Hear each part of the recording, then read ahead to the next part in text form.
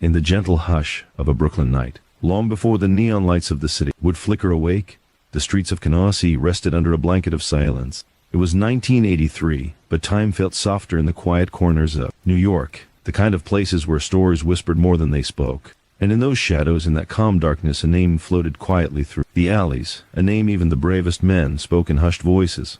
Roy DeMeo. Tonight, as you settle in, let your breathing slow, your mind unwind, and allow this soft narration to guide you through the life of a man whose world was built on silence, shadows, and a smile that often appeared where it didn't belong. This is the beginning of a long journey, the story of Roy DeMeo, the man remembered as the butcher who smiled in silence. But before he ever held that name, he was just a boy growing up in a world that hummed with struggle, pride, loyalty, and the tempting pull of something darker. Roy Albert DeMeo was born on September 7, 1942, to hard work Italian immigrants who dreamed of a better life for their family. They built their lives the way many immigrants did. One long workday at a time, one quiet sacrifice after another. Brooklyn wasn't glamorous then.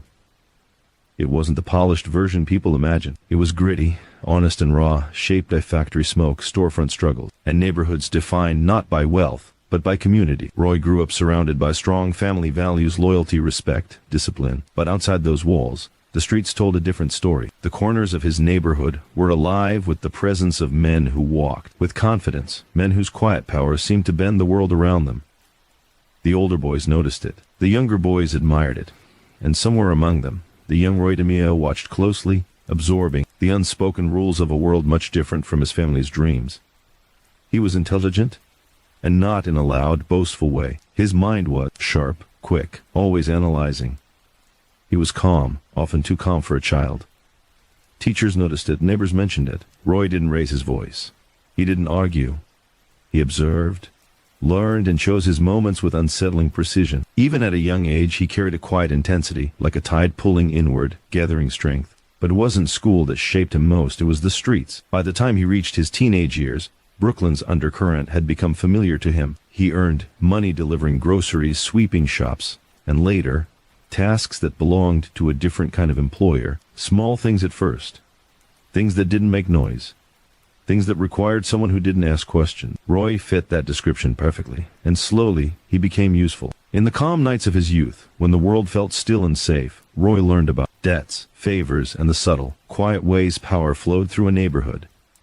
He learned who controlled the bars, who controlled the docks, who controlled the unspoken systems that made certain men feared and others invisible. But the most important thing he learned was that silence was a weapon. He carried that lesson throughout his life. As you rest deeper into this soft narration, imagine the dim streetlights reflecting off rain-soaked pavement, the gentle hum of a distant subway train, the echoes of footsteps belonging to men who moved with purpose. This was the world that shaped Roy, a world that lulled him toward something darker, not through violence but through opportunity. Roy entered adulthood with two faces. One belonged to a family man who cherished his home, his wife, and his children. The other belonged to a quiet figure rising in the ranks of a world hidden beneath everyday life. In time, he found work with a car service, then a loan business, and eventually into partnerships that connected him to the Gambino crime family, one of the most powerful mafia organizations in the country. But long before he became the feared enforcer of the DeMeo crew, he was simply a young entrepreneur with a talent for making money in ways that others couldn't or wouldn't. Roy discovered something early. People needed money, and most of them needed it quietly.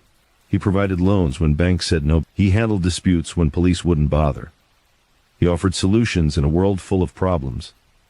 And word spread. Yet no matter what he dealt with, Roy stayed calm, polite, soft-spoken, even generous, in a way that confused those who knew of his other life. A smile on his face, steady eyes, a tone so gentle it felt impossible to fear, unless you knew what he was capable of. The duality defined him. The same man who played with his children in the living room was also the man whose name made seasoned criminals uneasy. But none of that had fully formed yet.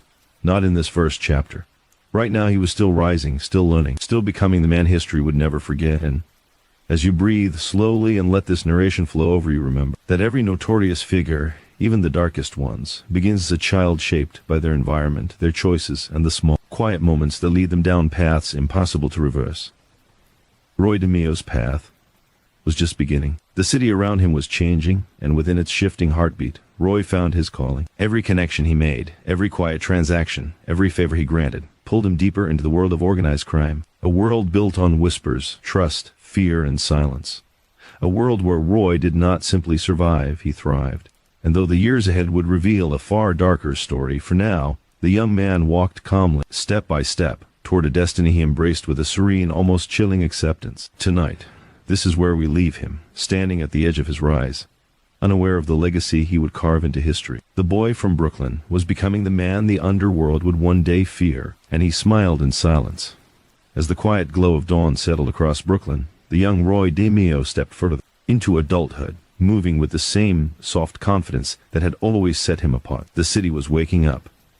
Shopkeepers lifting shutters, delivery trucks rumbling through narrow streets, the scent of fresh bread drifting from small bakeries that had survived generations. Yet even in those peaceful rhythms, the undercurrent of New York's hidden world moved like a silent river beneath the surface, and Roy was slowly finding his place in it. In those early years, Roy wasn't the fearsome figure the world would later come to know. He wasn't yet the man whose very presence made others feel a chill. Instead, he was a calm, observant young man, reliable, thoughtful, careful with his words. He blended into the neighborhood not as a shadow, but as someone people trusted simply because he never spoke too loudly, never asked for attention, and seemed to understand whatever was needed without anyone having to say much. That quiet nature attracted the eyes of men who valued silence more than anything else. By his early 20s, Roy had begun working in small jobs connected to the fringes of the underworld. He handled errands, offered informal loans, and dealt with disputes that required a diplomatic touch. And though he didn't start with violence, the world he was stepping into had its own gravity, a pull difficult to resist once you took even a single step inside. Roy was gifted with numbers, a natural talent that made him valuable. He could calculate interest rates, track debts, and manage money with precise accuracy. People who struggled with financial discipline saw him as a lifeline. Men who needed discreet help approached him quietly. Week after week, his small loan operation grew, fitting a business model based not on force, but on reputation. And reputation, in the world Roy was entering, was everything. His early clients respected him. They spoke of him to others. They admired his ability to remain calm, even when tense situations arose. There was something soothing in the way he addressed problems, as though he could untangle even the most complicated situations with nothing but patience and a soft voice. But the underworld listens, and when someone shows skill, the right people take notice. It was during this time that Roy's path crossed with the Gambino family network. Slowly at first, then more directly. He was helpful to them, not officially, not formally, but quietly. He collected debts others struggled to collect. He provided money when associates needed short-term loans. He made connections between businessmen and certain figures who needed one another. He was becoming a hub in a growing web. Night after night, Roy returned home to his family, maintaining a separate life defined by warmth, routine, and the joy he found in simple comforts. He adored his wife. He cherished his children. Family dinners, television evenings, and quiet Sundays were as much a part of him as the streets were. It was a strange dual existence. But to Roy, it felt natural, as though each world strengthened the other. His wife would later describe him as a gentleman, soft-spoken, caring, always ready to help. A loving father who could be playful, affectionate, and deeply involved. If someone had told her that the man smiling at the dinner table would one day be known as the butcher, she would never have believed it. But the truth is that darkness often grows in quiet places. By the late 1960s, Roy's loan shark operation had grown significantly. He expanded his networks, lending more money, collecting more interest, and embedding himself deeper into the financial lungs of the streets. With more money came more risk. And with more risk came the need for protection, not for himself, but for the business. This is when Roy met the man who would become one of the most important figures in his life, Anthony Gaggi, a respected member of the Gambino family. Gaggi wasn't loud, he wasn't reckless, he was methodical, calm, and carried the quiet authority of someone who didn't need to raise his voice. Gaggi recognized something in Roy, a combination of intelligence, loyalty, and potential. He saw that the young loan shark had both talent and ambition, and more importantly, that he understood silence. Roy didn't gossip, he didn't boast, he didn't draw unnecessary attention. To the Mafia, silence was worth more than gold, so Gaggi took Roy under his wing, not officially as an inducted member, but as a trusted associate. Their partnership started small, a favor here, a shared profit there. Yet, like most things in Roy's life, it grew steadily, quietly, and confidently. He began handling more business, more collections, more negotiations, and slowly his confidence shifted into something stronger, control. But even as his influence expanded, Roy kept the same demeanor, calm, polite, approachable. People around him rarely sensed danger, but they sensed authority. Those who owed him money didn't fear the man, they feared disappointing him. There is a unique kind of power in quiet expectation, and Roy had mastered it without ever needing to learn it consciously. He didn't carry himself like a criminal.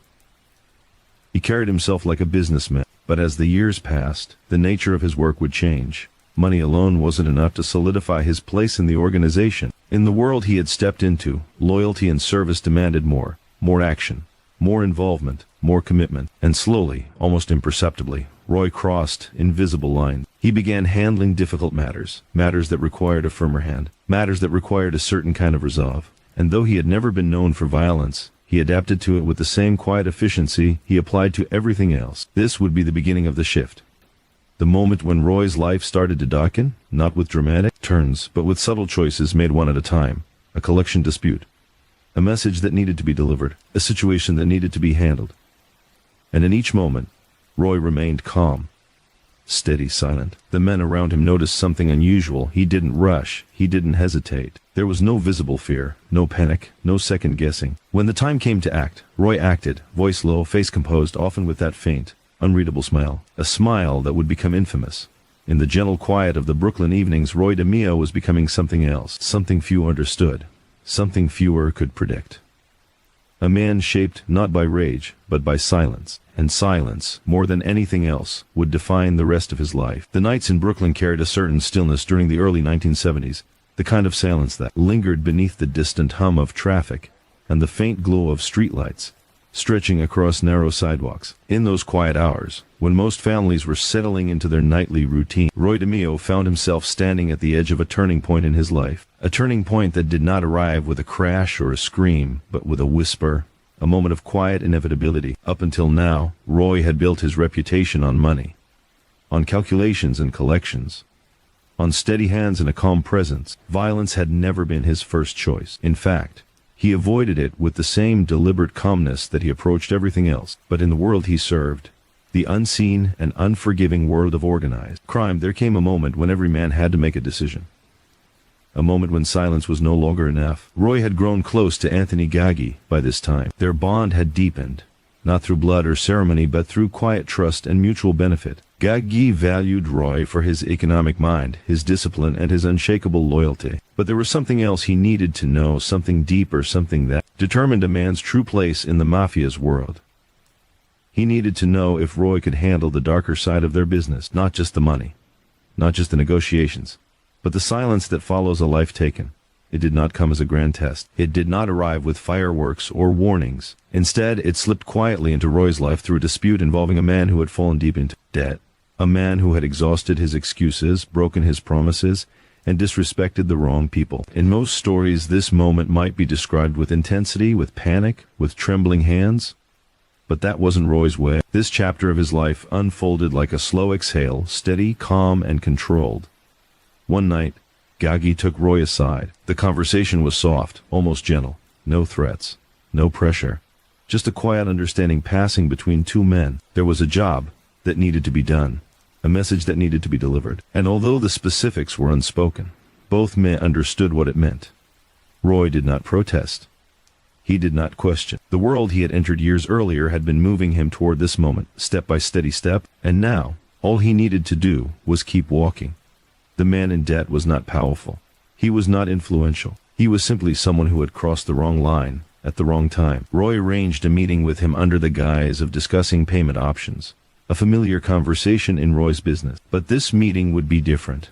It would become the moment that historians, investigators, and underworld insiders would later point to as the beginning of Roy DeMeo's transformation. The first step toward the man the world would come to fear. The details of that night belonged only to Roy and the darkness around him. But the aftermath painted a clear picture. Roy had crossed an invisible threshold.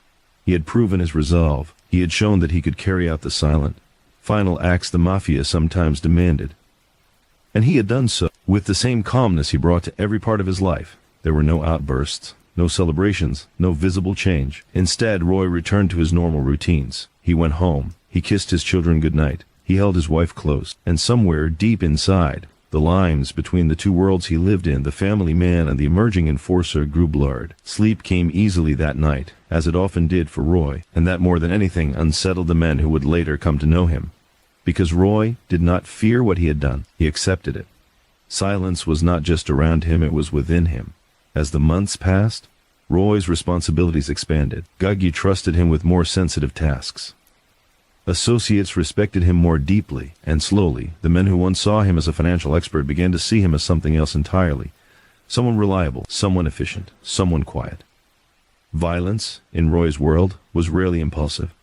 It wasn't dramatic or messy. It was calculated, planned, executed with cold precision. He approached it like another business transaction, a necessary step in maintaining order. Those who worked with him noted something chilling. Roy never looked angry, never looked distressed. He carried the same faint half-smile, whether he was collecting money from a struggling shopkeeper or dealing with far darker tasks. His calmness became a trademark, a whisper, a warning. And with every passing month, Roy slipped further into a world where silence spoke louder than words. He managed disputes. He handled threats. He resolved situations others avoided.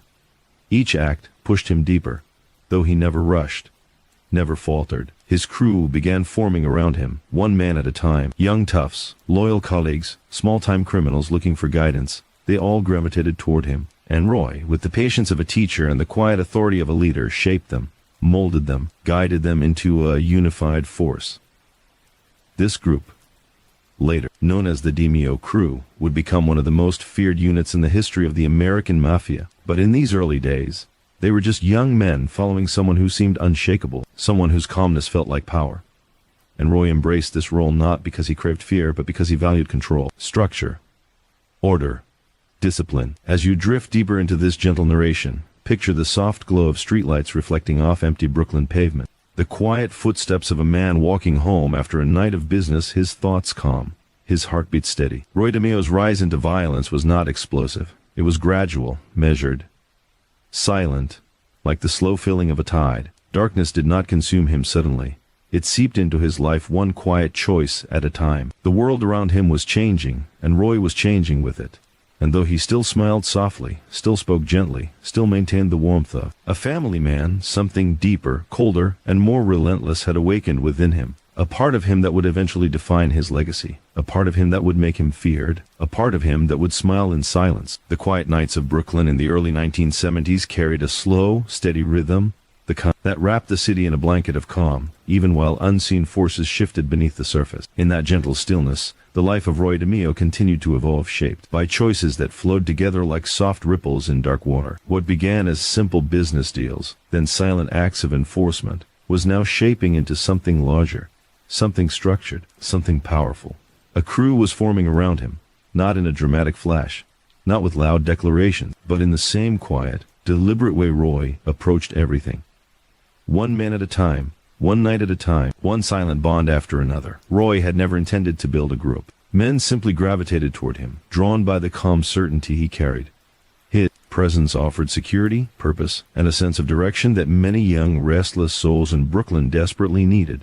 And so, without fanfare, the foundations of the DeMeo crew began to take shape. At first, they were a small handful, a mix of neighborhood kids, minor offenders, and ambitious men who admired Roy's steady hand. Some were eager to learn, others simply wanted to belong somewhere. And Roy, with his patient demeanor, understood them all. He was not loud, not forceful, but his quiet confidence made people feel anchored. Among the earliest to join Roy were young men who would soon become central to his operation. One of them was Chris Rosenberg, a teenager with a rebellious streak but a fierce loyalty that caught Roy's attention. Chris idolized Roy, the way he spoke so softly, the way he commanded respect without raising his voice, the way he navigated the underworld with calm precision. To Chris, Roy wasn't just a mentor. He was the blueprint of who he wanted to become. Roy welcomed Chris with a gentle firmness, guiding him with the same careful intention he applied to all things. He taught him discipline, patience, control.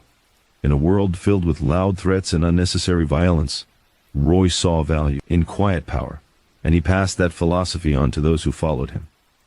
One by one, more men joined. They weren't soldiers in the formal mafia sense. They weren't inducted members, but they were loyal to Roy, and Roy was loyal to Gaggy. In this layered world of hierarchy and unwritten rules, everything flowed upward. and Roy understood his place perfectly. His growing group of men handled collections, loan enforcement, and small operations that fed into Roy's expanding financial network. Over time, the work grew more complex, and so did the bonds between them. These young men saw Roy as their guide, their protector, and their leader. Even though he rarely ever raised his voice, the DeMeo crew was unlike other street crews. They didn't operate with chaotic energy or misguided violence.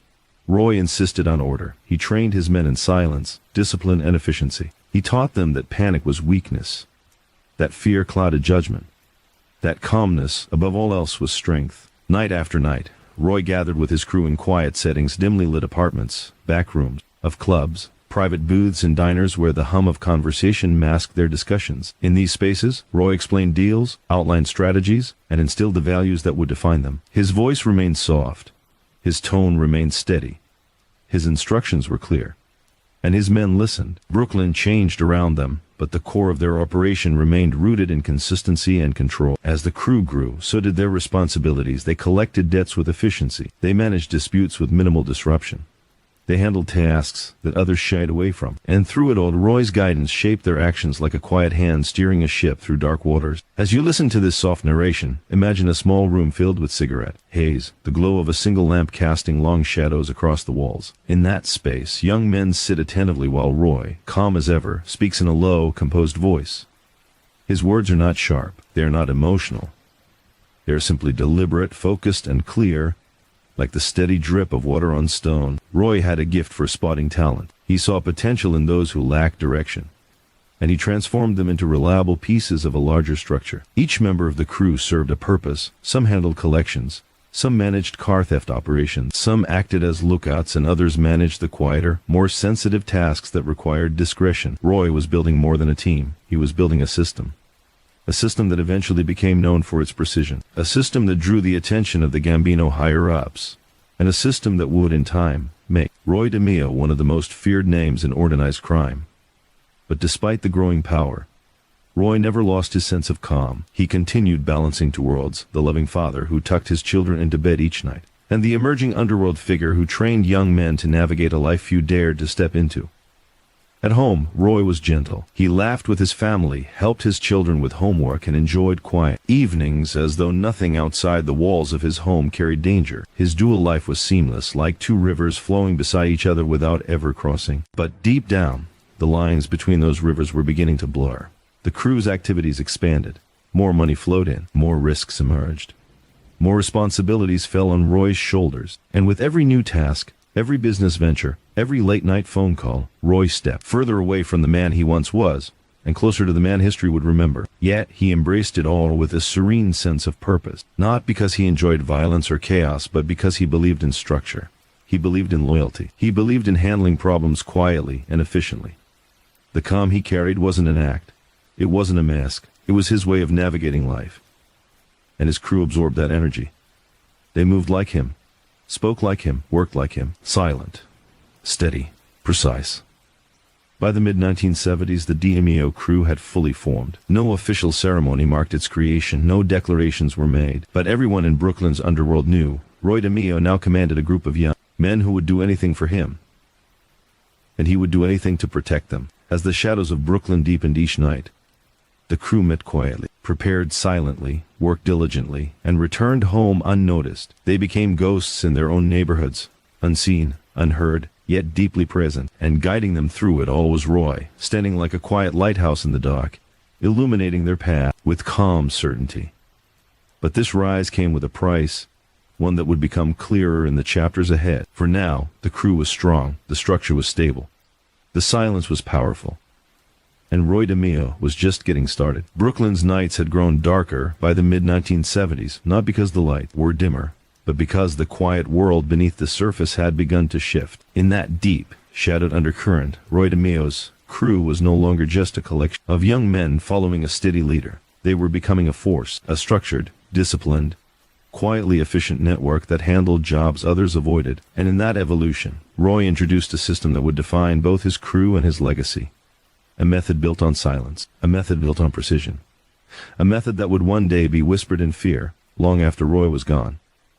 The Gemini method. To understand how such a chilling system came to exist, one must return to the small, unassuming bar on Flatlands Avenue, the Gemini Lounge. A place that appeared ordinary to the passing eye, filled with low chatter, dim lights, and laughter that drifted out onto the street. But behind the friendly appearance, behind the familiar clink of glass, lay a back room where secrets lived, and where silence ruled. The Gemini Lounge became the heart of the DeMeo crew's operation. It was their meeting place, their planning ground, their refuge from the outside world, and eventually it became the setting for something far darker. Roy had reached a point where his crew handled more than just debts and disputes. Sometimes, situations required finality, the kind of resolution that left no loose ends. And in the world Roy served, the most dangerous problem was evidence. Bodies, when left behind, created trails. Trails led to questions. Questions led to arrests. And Roy despised inefficiency. He needed a system that eliminated risk, a method that erased problems completely. And so, in the quiet, meticulous way he approached everything, Roy developed a process, one that his crew would learn step by step, executed with calm, almost clinical precision. There were no dramatic confrontations, no chaos, no noise. Everything was controlled. Everything was silent. The method was simple in structure, yet chilling in its efficiency. A target would be invited to the Gemini Lounge, often under the guise of a business meeting or friendly conversation. The environment was familiar, comfortable, and safe, lowering any sense of danger. Inside, Roy or a trusted crew member would greet the person warmly. Drinks were poured. Pleasant conversation filled the room, and all the while, behind Roy's gentle voice and faint smile, the crew prepared quietly. At a carefully chosen moment, the act was carried out swiftly, silently, without hesitation. But it was what came after that made the Gemini method infamous. Roy's system left nothing behind. No fingerprints, no trace, no remains. Everything was handled with a calm, methodical precision that felt more like a dark ritual than a crime. What unsettled many who later learned of it wasn't the brutality, it was the quietness. How something so final could happen in a room so calm, under the guidance of a man so steady. The crew became experts in this technique, not because they enjoyed it, but because Roy taught them that discipline was survival, and Roy never wavered. To him, the method was not about violence, but about efficiency. It was a solution to a problem, a way to maintain control in a world built on uncertainty. As you listen to this narration, imagine the soft hum of a refrigerator, the low murmur of bar patrons just a wall away, the dim glow of a single bulb hanging over a table where Roy stands quietly, giving instructions in a calm, almost soothing tone. His men listen, not with fear, but with trust.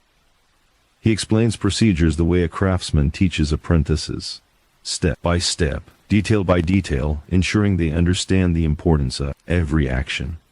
The Gemini method was about eliminating risk, eliminating evidence, eliminating noise, and it required absolute focus.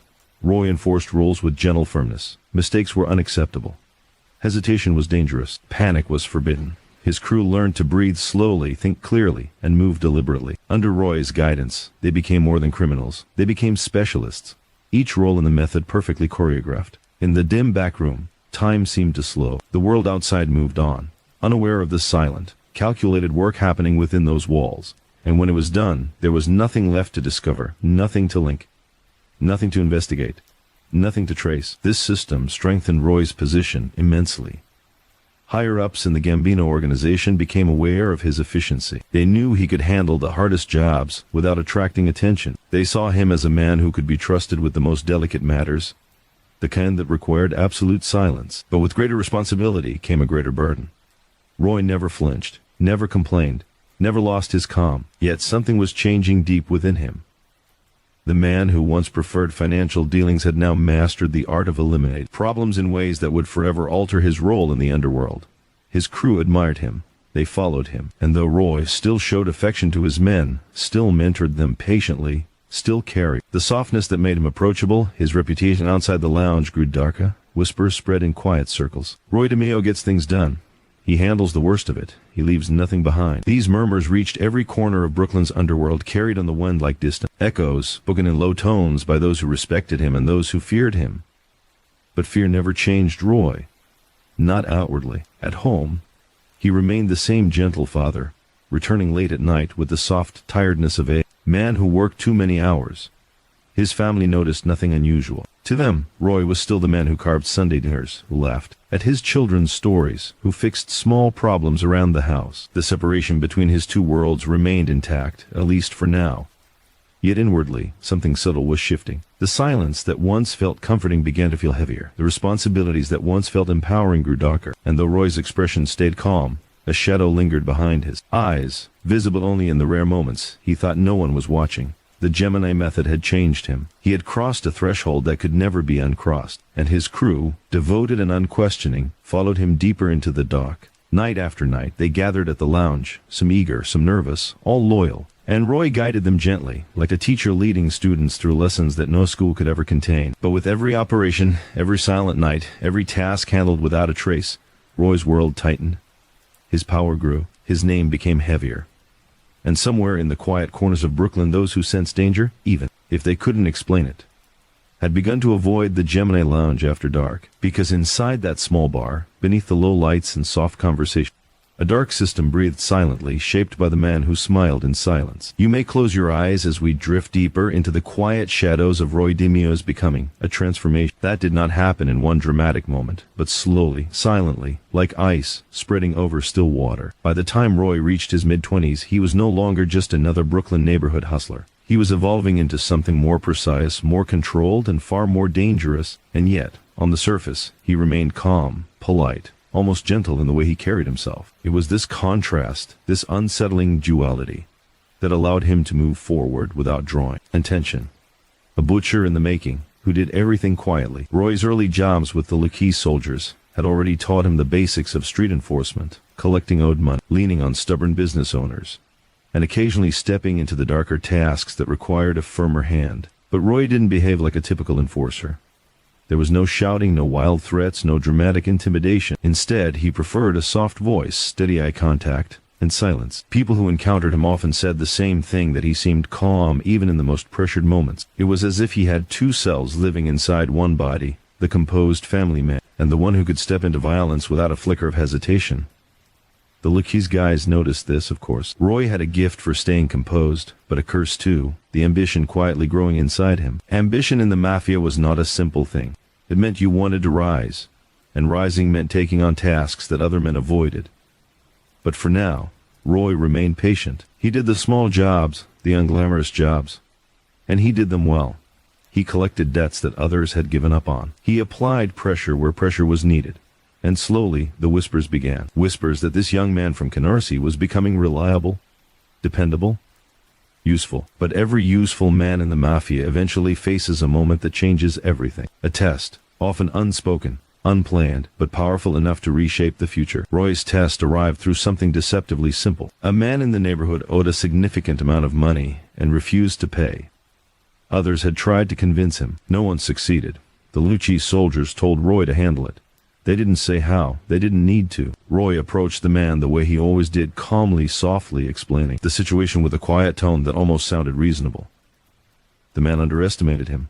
Many did in those days. They saw only the polite exterior, the steady posture, the lack of shouting. He thought he could out-talk Roy, but he didn't understand yet that silence can be far more threatening than noise. The confrontation escalated. The men pushed Roy, insulted him, and walked away believing the matter was over. But for Roy, it had only begun. A few days later, the man's attitude had changed entirely. He paid what he owed without argument, and those around the neighborhood didn't need details to understand that something had happened, something decisive, something final.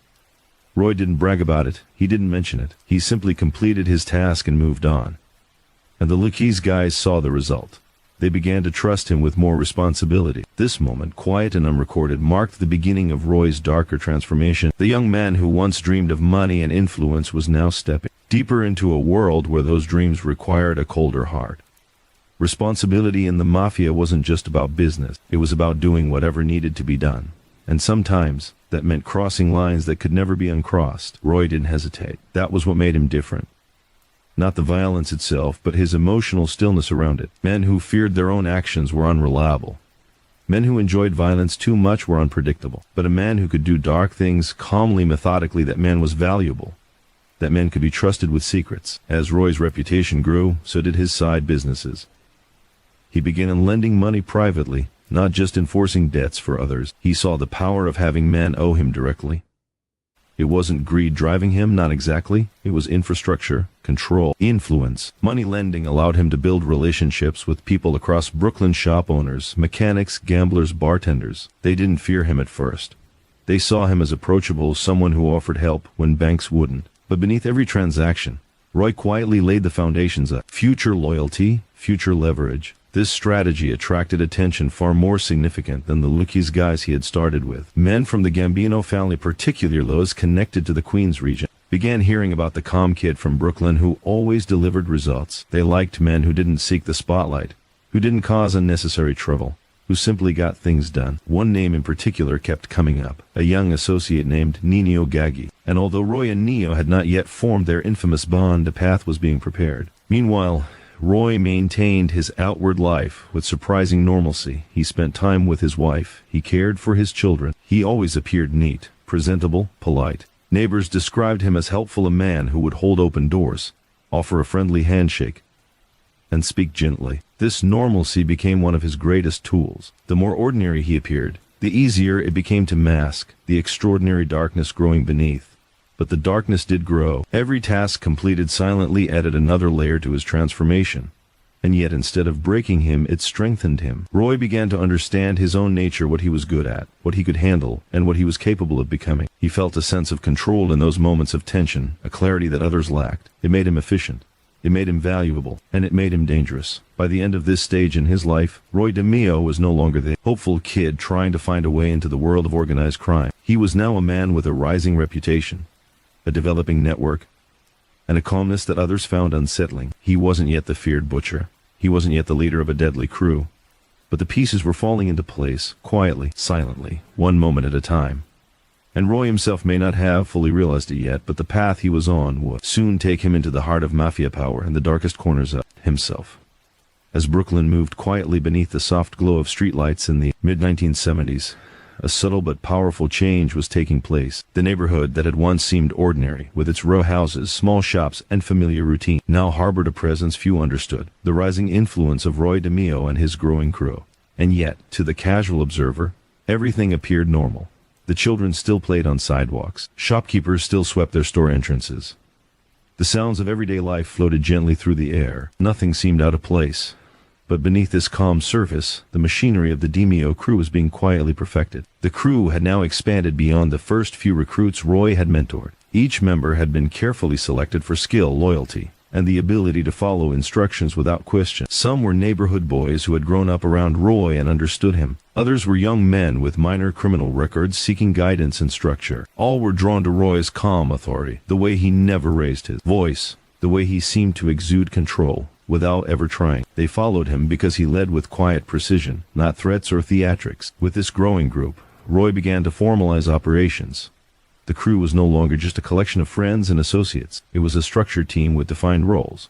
Some handled collections, visiting businesses or individuals to retrieve debts. Others managed loans, distributing money discreetly and tracking repayments with meticulous detail. A select few acted as lookouts, ensuring that any potential interruption or law enforcement presence could be detected early. And at the center of it all was Roy, orchestrating every move with the calm confidence of a man who had found his calling. Evenings often found the crew gathered at the Gemini Lounge. Though the bar appeared ordinary to the casual visitor, inside it served as their headquarters.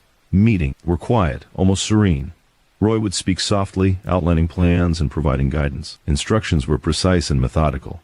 He emphasized efficiency, discretion, and patience, teaching his men that success in their line of work relied on calm execution rather than impulsive action. Mistakes were not tolerated, but criticism was delivered with measured calm, reinforcing discipline without fear. The crew began to gain a reputation. They were known as a reliable group capable of handling complex tasks that others avoided. They operated discreetly, rarely drawing attention, and always ensuring that their actions left no trace. It was a system built on structure, efficiency, and, most importantly, silence. This reputation made them both respected and feared. Word spread slowly through Brooklyn's underworld. The DeMeo crew could be trusted to handle even the most sensitive matters with precision and control.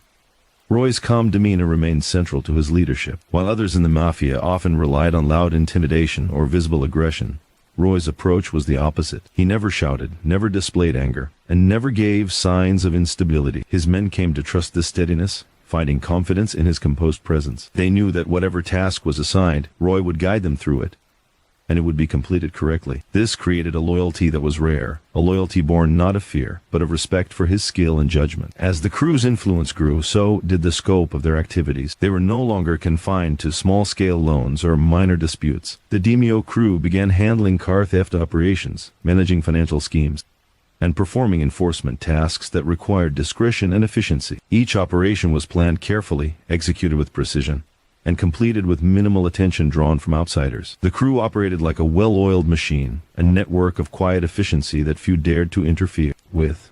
But with expansion came increased risk. More responsibility meant that errors could have serious consequences. Roy understood this implicitly. He instilled in his men the importance of control over emotion, the need for patience in all dealings, and the critical requirement of maintaining silence. He taught them that panic or hesitation could unravel everything, while calm, deliberate action ensured both safety and success. In this way, every member of the crew internalized the principles that would define them for years to come. Despite the growing darkness in their work, Roy continued to maintain his outward normalcy. He returned home each night to his family, played with his children, and remained a loving husband. To the outside world, he was a gentle, polite man. To those who knew his work, he was a quiet but unstoppable force. This dual life allowed him to operate effectively, maintaining the necessary balance between the demands of family and the responsibilities of leadership in an unforgiving world. The crew's growing notoriety inevitably drew the attention of higher-ranking members of the Gambino crime family. They observed the efficiency with which Roy and his team operated, impressed by the reliability, discretion, and loyalty he maintained among his men. They recognized the potential for the DeMeo crew to serve as an important asset in larger operations, capable of handling difficult assignments that others would shy away from. Roy's name began to carry weight beyond Brooklyn, signaling the emergence of a figure who was quietly building influence and power. And yet, Roy's leadership was not built on fear or terror alone. His calm, measured approach created a sense of cohesion and purpose. The men under his guidance were disciplined, confident, and loyal. They respected him not because he was the loudest or most violent man they had met, but because he was the most capable, the most reliable, and the most controlled. This combination of skill and temperament made Roy and his crew formidable in a world where instability could easily lead to disaster. By the end of this phase, the DeMeo crew had firmly established itself as a disciplined, organized, and quiet powerhouse. Roy DeMeo's rise was no longer simply a matter of potential, it was reality. He had taken a small group of loyal men and transformed them into an efficient, coordinated team, capable of handling a range of operations with precision and discretion. His calm authority and methodical approach set the standard for his crew, ensuring that their actions were deliberate, controlled, and consistently effective. Brooklyn slept quietly around them, unaware of the intricate web of loyalty, planning, and silent power being woven in its streets. And at the center of it all stood Roy DeMeo, calm, composed, and entirely in control. He had created not just a crew, but a system of quiet strength, precision, and efficiency. And in that silence, he began to truly emerge as a figure who would leave a lasting mark on the world around him, both feared and respected in equal measure. The quiet dominance of Roy DeMeo and his crew was now fully in motion, and although the path ahead would grow darker, more dangerous, and increasingly complex,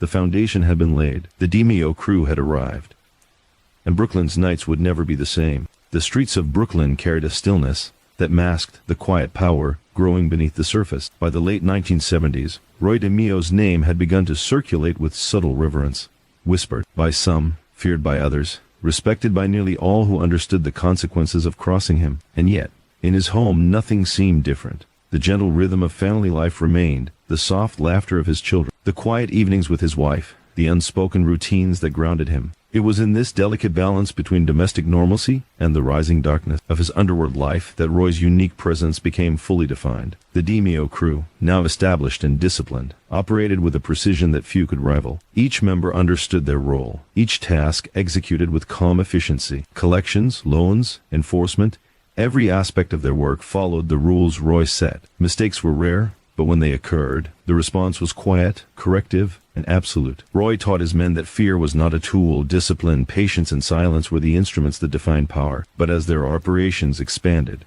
so did the intensity of the situations they encountered. Minor disputes gave way to more complex and dangerous challenges. Certain individuals owed far more than money. They owed loyalty, obedience, and respect. And when that debt was denied, consequences followed, not with drama or panic, but with the cold, deliberate precision that had come to define the DeMeo crew. It was during these years that Roy began to understand the full weight of the reputation he had built. The Gemini method, the quiet system of eliminating risk and leaving no trace, had proven effective. Bodies disappeared, evidence vanished. Every operation concluded with meticulous care. Yet with each act, the shadows of his life deepened. The calm efficiency that made him respected also made him feared. And fear, once planted in the minds of others, can spread quietly like a soft mist over a city. Roy's own demeanor remained unchanged. To those outside his inner circle, he was still the polite, soft-spoken man who handled money, loans, and neighborhood disputes. But inside the walls of the Gemini Lounge, or in the quiet corners of his operation, he moved with an authority born not of threats, but of absolute competence. His calmness inspired trust and loyalty in his crew while simultaneously reinforcing the unspoken warning he could accomplish anything with deliberate control, and he did not need to raise his voice to command obedience. In these years, the crew faced more frequent tests of their discipline. Each member was responsible not only for completing tasks, but for doing so without drawing attention. Mistakes could not only compromise the mission, but also place them at odds with higher-ranking members of the Gambino family. Roy taught his men that the difference between success and failure was often the quietest. Details, a single word spoken too loudly, a delay in timing, a moment of hesitation. Each operation required focus, patience, and above all, silence. Roy himself began to rely on his own inner discipline more than ever. As his responsibilities grew, the burden of leadership required a calm mind, precise planning, and the ability to anticipate challenges before they arose. He began to structure his days around not only his work, but also the management of his mental state. Calm breathing, careful observation, and deliberate decision-making became tools not only for survival, but for mastery over his environment. The crew's activities now extended beyond simple collections and loans. They handled car theft operations, orchestrated complex financial schemes, and addressed threats that could destabilize their organization. Each operation was approached methodically, rehearsed mentally, and executed with minimal exposure. By this stage, the DeMeo crew had become a force that even seasoned members of the Gambino family viewed with cautious respect.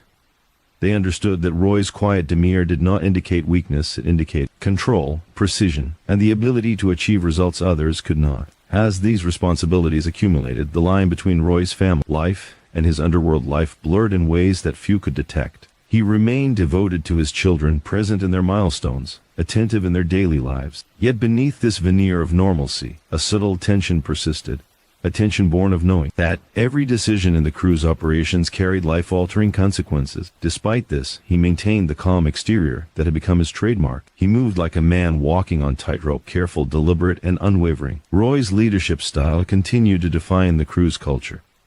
Mistakes were addressed with calm instruction, not anger. Successes were acknowledged quietly, with reinforcement rather than celebration. And through this disciplined, measured approach, loyalty was forged. The crew trusted Roy not just as a leader, but as a figure whose judgment could be relied upon in moments of extreme pressure. They followed him because he had earned their respect through calm efficiency, not fear alone. Even as their influence expanded, Roy remained mindful of the principles that had guided his rise. Discipline, patience, loyalty, and silence remained at the core of the DeMeo crew's operations. Each new task was approached with careful planning.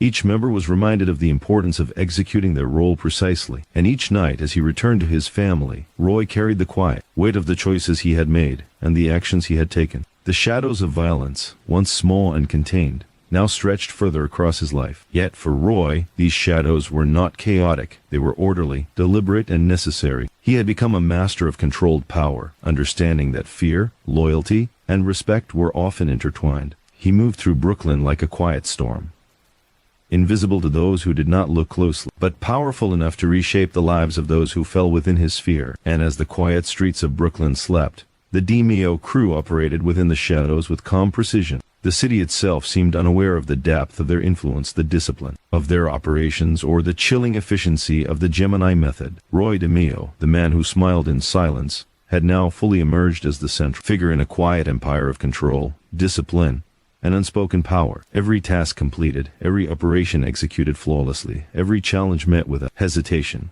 These moments were the foundation of his growing dominance, and though he remained outwardly gentle, polite, and unassuming, the quiet shadows of violence that followed him had begun to define his legacy. In this way, the DeMeo crew continued to rise, expanding in strength, skill, and reputation. And Roy, ever calm, ever precise, guided them forward, shaping a world in which silence, patience, and discipline were the most dangerous weapons of all. By the late 1970s, Roy DeMeo's world had grown larger, more complex, and significantly darker. The DeMeo crew had evolved from a small group of neighborhood boys into a disciplined, efficient, and feared operation. And while their reputation in Brooklyn was growing, so too was the delicate balance that Roy maintained between loyalty and fear, control and consequence. To lead in the underworld, Roy had learned, one needed more than strength or influence. One needed the ability to inspire devotion and command obedience without resorting to reckless force. Roy's crew was fiercely loyal, but loyalty had to be earned. He understood that respect alone was not enough.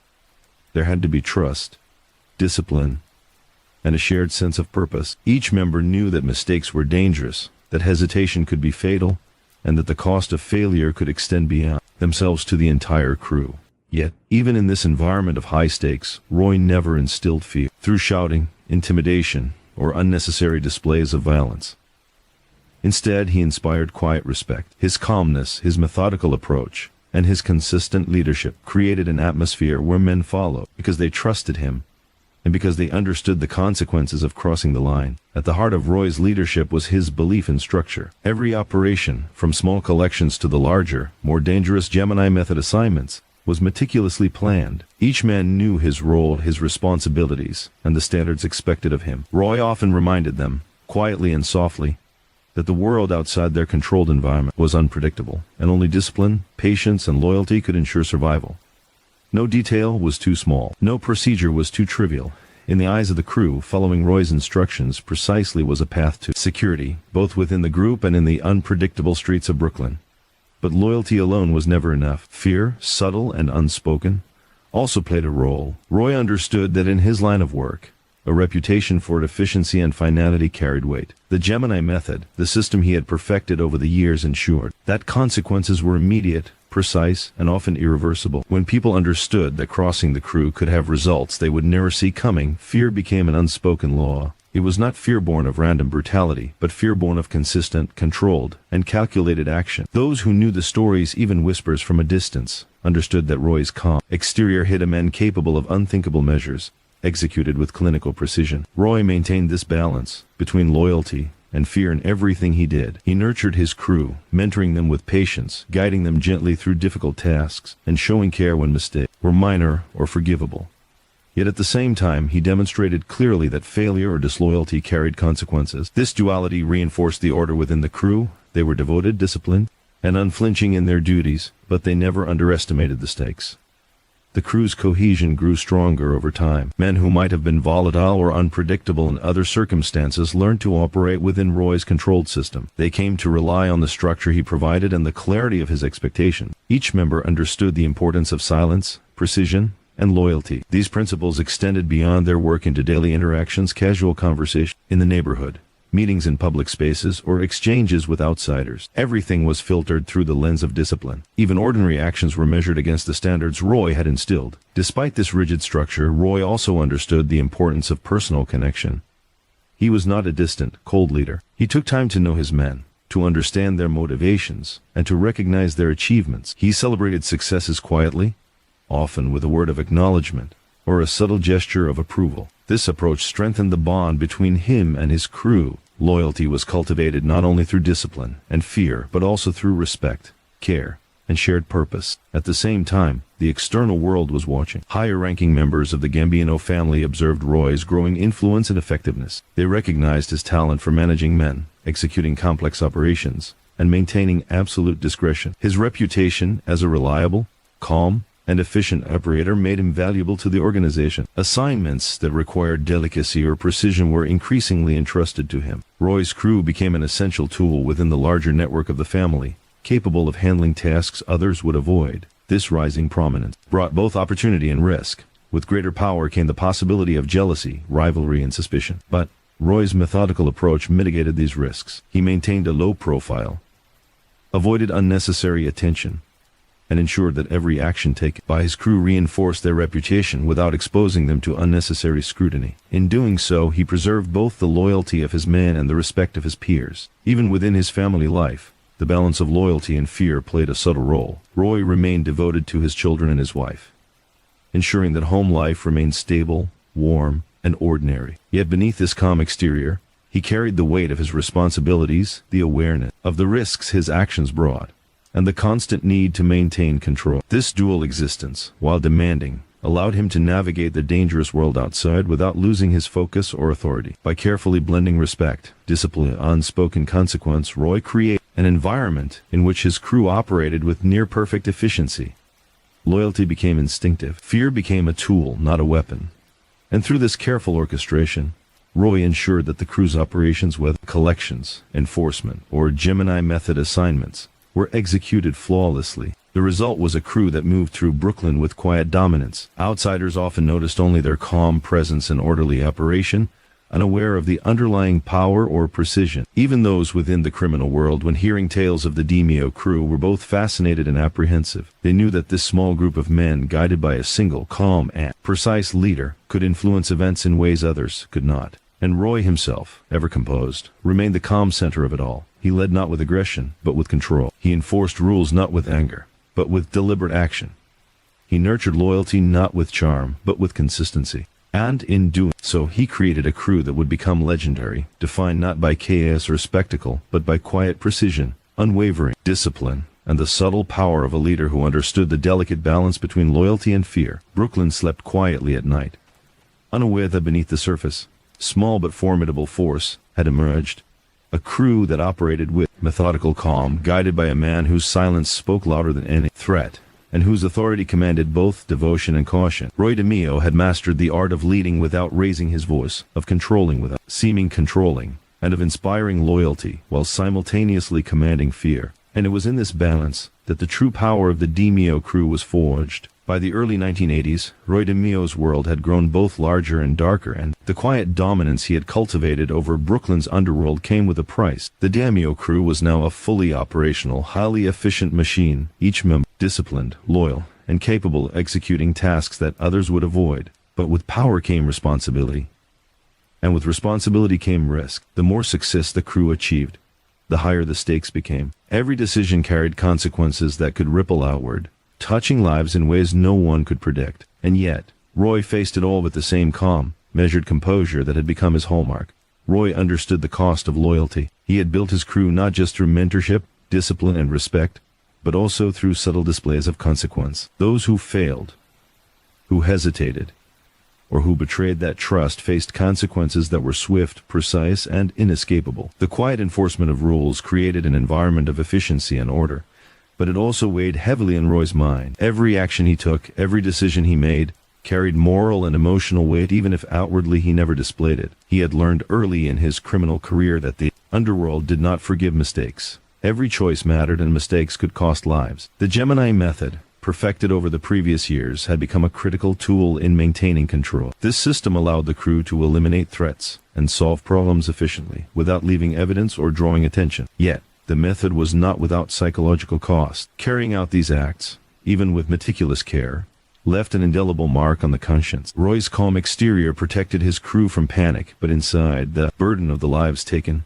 and the choices made remained his alone. Each assignment reinforced his authority, but also deepened the quiet darkness he carried with him. Money, power, and respect had come quickly, and with them came increasing scrutiny from law enforcement, rival crews, and higher-ranking figures within the Gambino family. Roy's crew was both valued and feared. They were reliable enough to be entrusted with high-stakes operations, but their efficiency and discretion drew attention from those who were cautious by nature. The paradox was clear: the more power they wielded, the more dangerous the world around them became. Every job completed without error increased expectations, and every misstep could unravel years of carefully maintained order. Despite the pressures, Roy maintained his dual life with remarkable skill. At home, he was the devoted father and husband, quietly attending to his family's needs and shielding them from the harsh realities of his world. Outside, he was the meticulous leader, calculating every step, planning every operation, and ensuring that the crew functioned with perfect synchronization. This balance required constant vigilance, emotional control, and strategic thinking. One misalignment in his life could expose both the crew and his family to danger, yet he managed it with seemingly effortless composure. The price of power was not only external but internal. Roy carried the weight of every decision, knowing that his choices could result in life or death. Yet he also understood that power without control was dangerous. Chaos was costly, and discipline was essential. His crew operated with exacting standards because he enforced them not only through consequence but through example. He demonstrated calm under pressure, patience in decision-making, and unwavering focus in execution. In doing so, he instilled in his men the understanding that power came with responsibility and that responsibility required constant vigilance. Even as he maintained control, Roy was aware of the fragile nature of loyalty. The criminal world was unpredictable, and alliances could shift quickly. Men could falter, betray, or fail. Roy mitigated this risk by choosing his crew carefully, assessing temperament, skill, and reliability. He reinforced loyalty with structure, mentorship, and shared purpose. He maintained an environment in which mistakes were corrected quietly, but firmly, ensuring that the crew's cohesion remained unbroken. Yet, even with these precautions, he knew that the larger world was filled with uncertainty, and that every operation carried risk. The psychological cost of this life was subtle but persistent. Roy's calmness was a shield, protecting both himself and his crew from panic and disorder. Yet beneath the surface, he constantly assessed threats, anticipated challenges, and weighed consequences. Decisions that would take seconds in the moment were the result of careful consideration and experience. Every operation was planned, rehearsed mentally, and executed with meticulous attention to detail. The Gemini method, while efficient, also required emotional discipline, a control that few outside the crew could understand. Roy's leadership style ensured that the crew remained loyal and efficient, but it also created a subtle isolation. There were few people he could confide in, few who truly understood the pressures of his position. Even among his closest allies, the burden of ultimate responsibility rested solely on him. Mistakes in judgment could have catastrophic consequences, and while he could delegate tasks, he could not delegate accountability. The weight of this responsibility was ever present, quietly shaping his thoughts and actions. Yet Roy's careful balance allowed him to continue expanding influence. The crew's operations became more sophisticated, incorporating financial schemes, car theft rings, and more complex enforcement tasks. Each success reinforced the reputation of the DeMeo crew, further establishing them as a powerful force within Brooklyn and beyond. Their effectiveness attracted attention from high-ranking figures who began to rely on Roy for increasingly sensitive assignments. The more they achieved, the more power they accrued. But with power came a higher price. Every night, as Roy returned home, the quiet weight of his choices accompanied him. Family life provided comfort and normalcy, but it also reminded him of the stakes. The same calm that guided him in the streets allowed him to compartmentalize, to separate his roles as father, husband, and crew leader. Yet the knowledge of what he had done and what he might be required to do lingered, shaping his character and reinforcing the careful control he maintained over himself and his crew. In this period, the DeMeo crew solidified its power and influence, and Roy DeMeo emerged as a figure whose reputation for precision and efficiency became legendary. His authority was quiet but absolute, rooted in skill, discipline, and the unspoken, understanding that loyalty carried reward and betrayal carried consequence. The cost of power was high, but Roy bore it with a steady hand, quietly shaping an empire that operated in shadows while maintaining order and control. Brooklyn slept peacefully around them, unaware of the calculated influence quietly asserting itself in its streets. Roy DeMeo had learned that power was never free. It demanded vigilance, discipline, and sacrifice. Yet through careful management of loyalty, control, and consequence, he continued to rise, a man whose calm exterior masked the quiet weight of authority, and whose influence was solidified not by noise or spectacle, but by measured precision and unshakable discipline. By the early 1980s, the DeMeo crew had become a fully operational and disciplined force within Brooklyn's underworld. Roy DeMeo, the quiet orchestrator of their operations, had cultivated loyalty, efficiency, and precision to a degree that few could rival. Yet with power came expansion, and with expansion came risk. Every new venture, every added operation, increased both the potential for profit and the potential for exposure. And Roy, ever meticulous, understood that the growth of his crew demanded careful strategy, calculated timing, and constant vigilance. Expansion meant more than just increasing territory or revenue. It meant taking on higher stakes jobs, managing more men, and navigating the shifting alliances and rivalries that defined the criminal world. The streets of Brooklyn, once familiar and predictable, now required careful attention to changing dynamics. Roy's crew could no longer operate solely within their established neighborhoods. They needed to manage connections, negotiations, and threats across the borough and beyond. Every decision carried consequences that could ripple outward in unpredictable ways. At the heart of this expansion was the trust Roy had built within his crew. Each member understood their role, their responsibility, and the importance of discretion. They moved like a single entity, following his instructions with exacting care. Yet expansion also meant testing this loyalty. New members, new operations, and new stakes introduced variables that could threaten the carefully maintained order. Roy recognized that in the world he operated in, unpredictability could be fatal, and he had little tolerance for mistakes that could jeopardize the crew's safety or reputation. The DeMeo crew's operations had grown to include more complex financial schemes called theft rings and enforcement assignments that required both subtlety and precision. The Gemini method, perfected over the years, remained a critical tool in handling problems efficiently and quietly. Targets were approached, eliminated, and erased without leaving trace, a practice that ensured the crew's reputation for effectiveness. Yet as their influence grew, so did scrutiny. Law enforcement, rival crews, and even members of the Gambino family watched their moves carefully, making every operation a careful balance between opportunity and danger. Roy's leadership remained calm, measured, and precise. Expansion did not bring chaos under his control, it brought structure on a larger scale. Meetings in the Gemini Lounge, once intimate and small, now included more planning, coordination, and strategic oversight. Each assignment was analyzed, rehearsed mentally, and executed with discipline. Roy reinforced the principles that had guided his rise: patience, loyalty, discretion, and silence. The expansion of the crew did not compromise its culture. It amplified the need for strict adherence to these rules. Despite the outward growth, Roy maintained his dual life with remarkable skill. At home, he was still a devoted husband and father, attending to family needs, nurturing relationships, and maintaining an appearance of normalcy. His children remained unaware of the depths of his world outside the home. This separation between domestic life and underworld responsibilities was both a shield and a challenge. It allowed him to operate without distraction, yet also reminded him of the stakes. Failure or exposure could impact not only the crew but the safety of his family. As the crew expanded, Roy also faced challenges from within.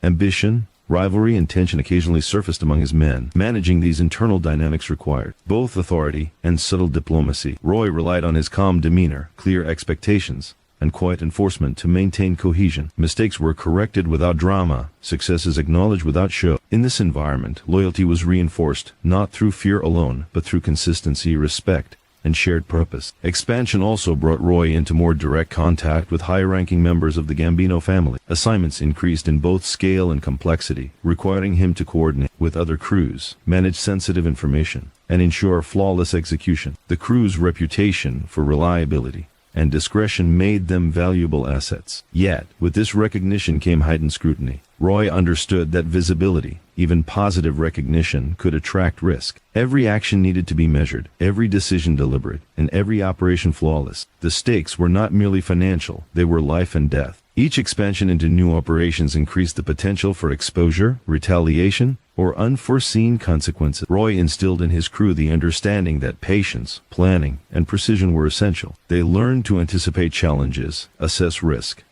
and operate with a calm efficiency that became their defining characteristic. Expansion was not reckless growth. It was strategic, controlled, and meticulously executed. The psychological weight of expansion was constant. Roy carried the responsibility of ensuring that his crew remained safe, efficient, and loyal. Decisions made under pressure had to balance potential gain with potential danger. Mistakes could be fatal, yet indecision could be just as costly. His calm demeanor, methodical approach, and disciplined thinking allowed him to navigate this delicate balance, ensuring that the crew operated at peak efficiency, even as the world around them grew more complex and unpredictable. Yet expansion also allowed for new opportunities. Increased influence brought access to more lucrative assignments, stronger alliances, and greater control over Brooklyn's criminal landscape. Roy recognized that with careful planning, these opportunities could solidify the crew's power, enhance their reputation, and secure their position within the Gambino family. Each successful expansion reinforced the crew's cohesion, trust, and efficiency, while also demonstrating Roy's ability to lead with calm authority under pressure. By the end of this period, the DeMeo crew had established itself as an organized, disciplined, and highly effective force. Expansion had increased their influence, their responsibility, and their exposure. Yet it had also reinforced the principles that had guided their rise. Roy DeMeo had created a crew capable of operating with precision, loyalty, and discretion, a group that could handle challenges others avoided, navigate complex operations, and maintain order in an unpredictable world. Brooklyn, unaware of the quiet power shaping its streets, continued its rhythm of daily life. Yet beneath the surface, the DeMeo crew moved with precision and purpose. Every operation, every assignment,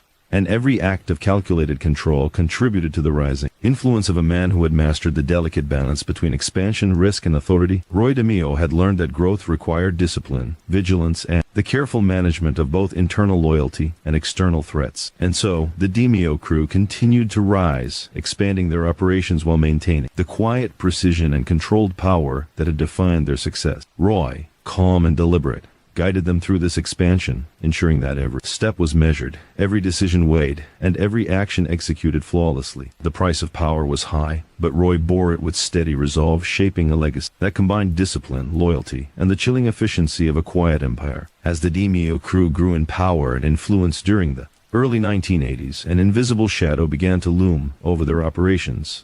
Success had brought attention.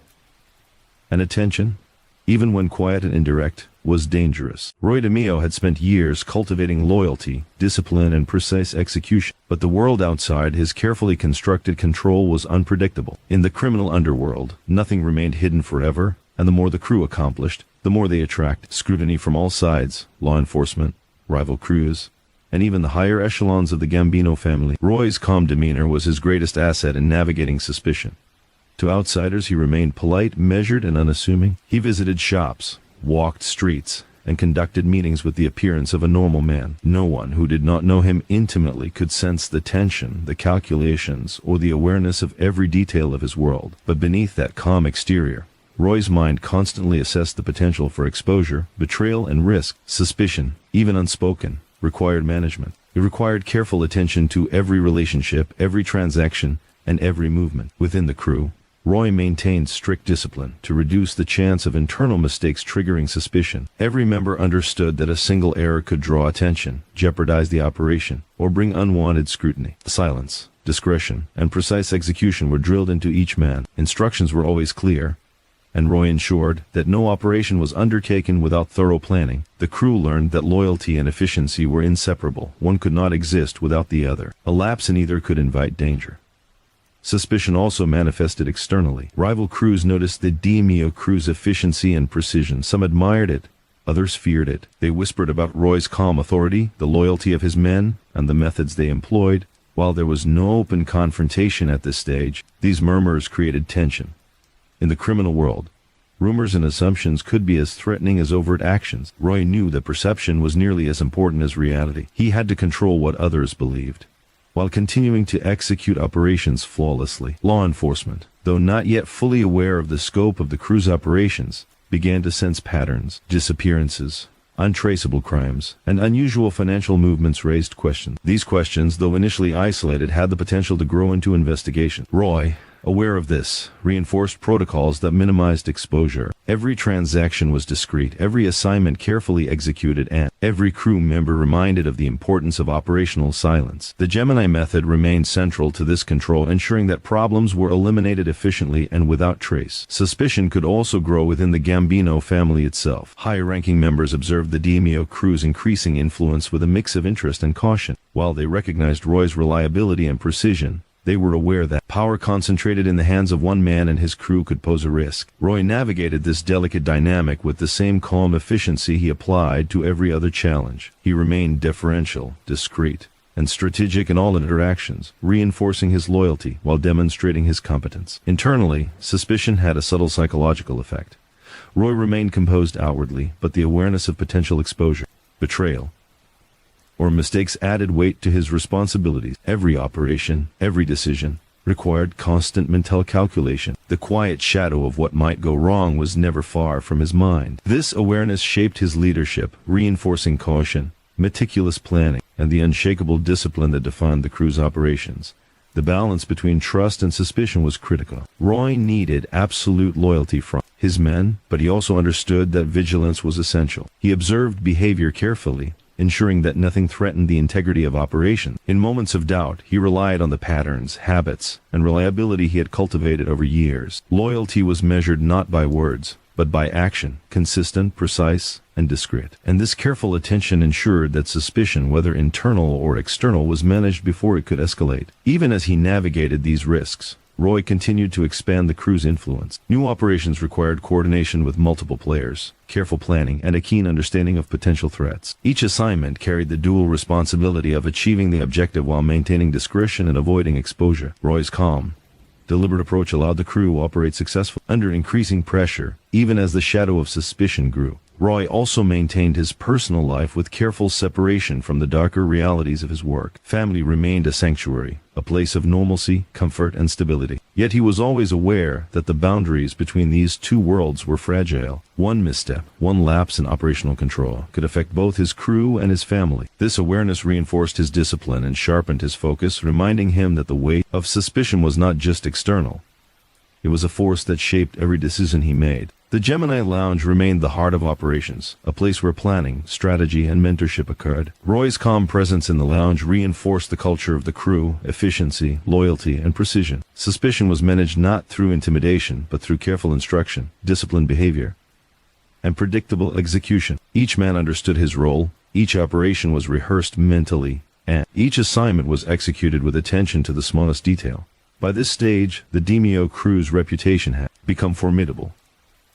Outsiders sensed the quiet precision and unwavering discipline that defined them, while law enforcement began to take note of patterns that were difficult to explain. Rumors circulated in the underworld about Roy's calm authority and the loyalty of his men. These whispers, whether accurate or exaggerated, reinforced the crew's influence and instilled caution in those who might consider crossing them. Yet the weight of suspicion remained constant. Roy understood that no operation was without risk, no decision without consequence. Vigilance, discipline, and the careful management of both internal and external perceptions became essential. Every action taken, every operation executed, and every decision made contributed to the ongoing balance between power and exposure. Roy's calm, precise leadership ensured that the crew continued to operate effectively, even under the constant, silent threat of scrutiny. Brooklyn slept quietly around them, unaware that a shadow of suspicion moved alongside the DeMeo crew's quiet power. Roy DeMeo's ability to balance loyalty and vigilance, to execute operations with calm precision,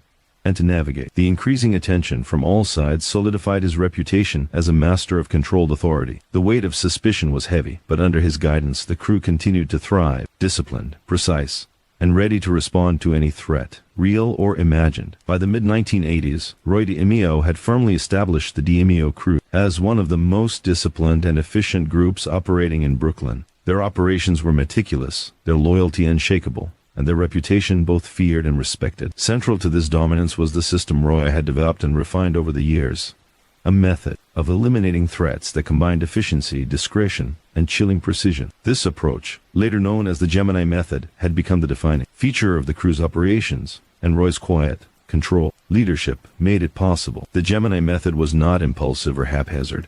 It was carefully planned, rehearsed mentally, and executed with precision. Targets were chosen based on necessity, whether a debt owed, a threat to the crew, or an obstacle to an operation. Every step was considered: timing, location, execution, and disposal.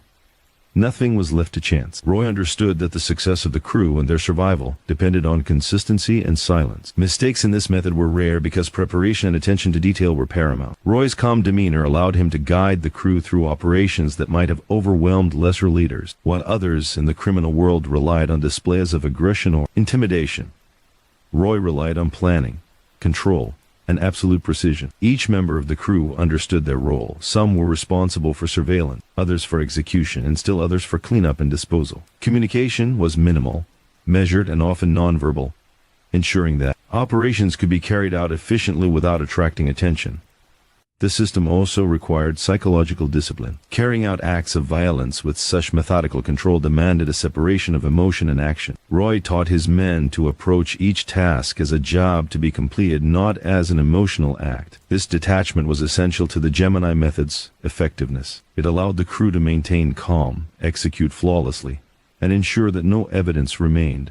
The precision of the method gave the crew confidence, and confidence reinforced their loyalty and discipline. The Gemini method was not only a tool of enforcement but also a mechanism of reputation. Word spread quietly throughout Brooklyn's underworld about the crew's efficiency and discretion. Those who owed debts or crossed the crew often vanished without a trace, creating a sense of caution and respect that required no outward threats.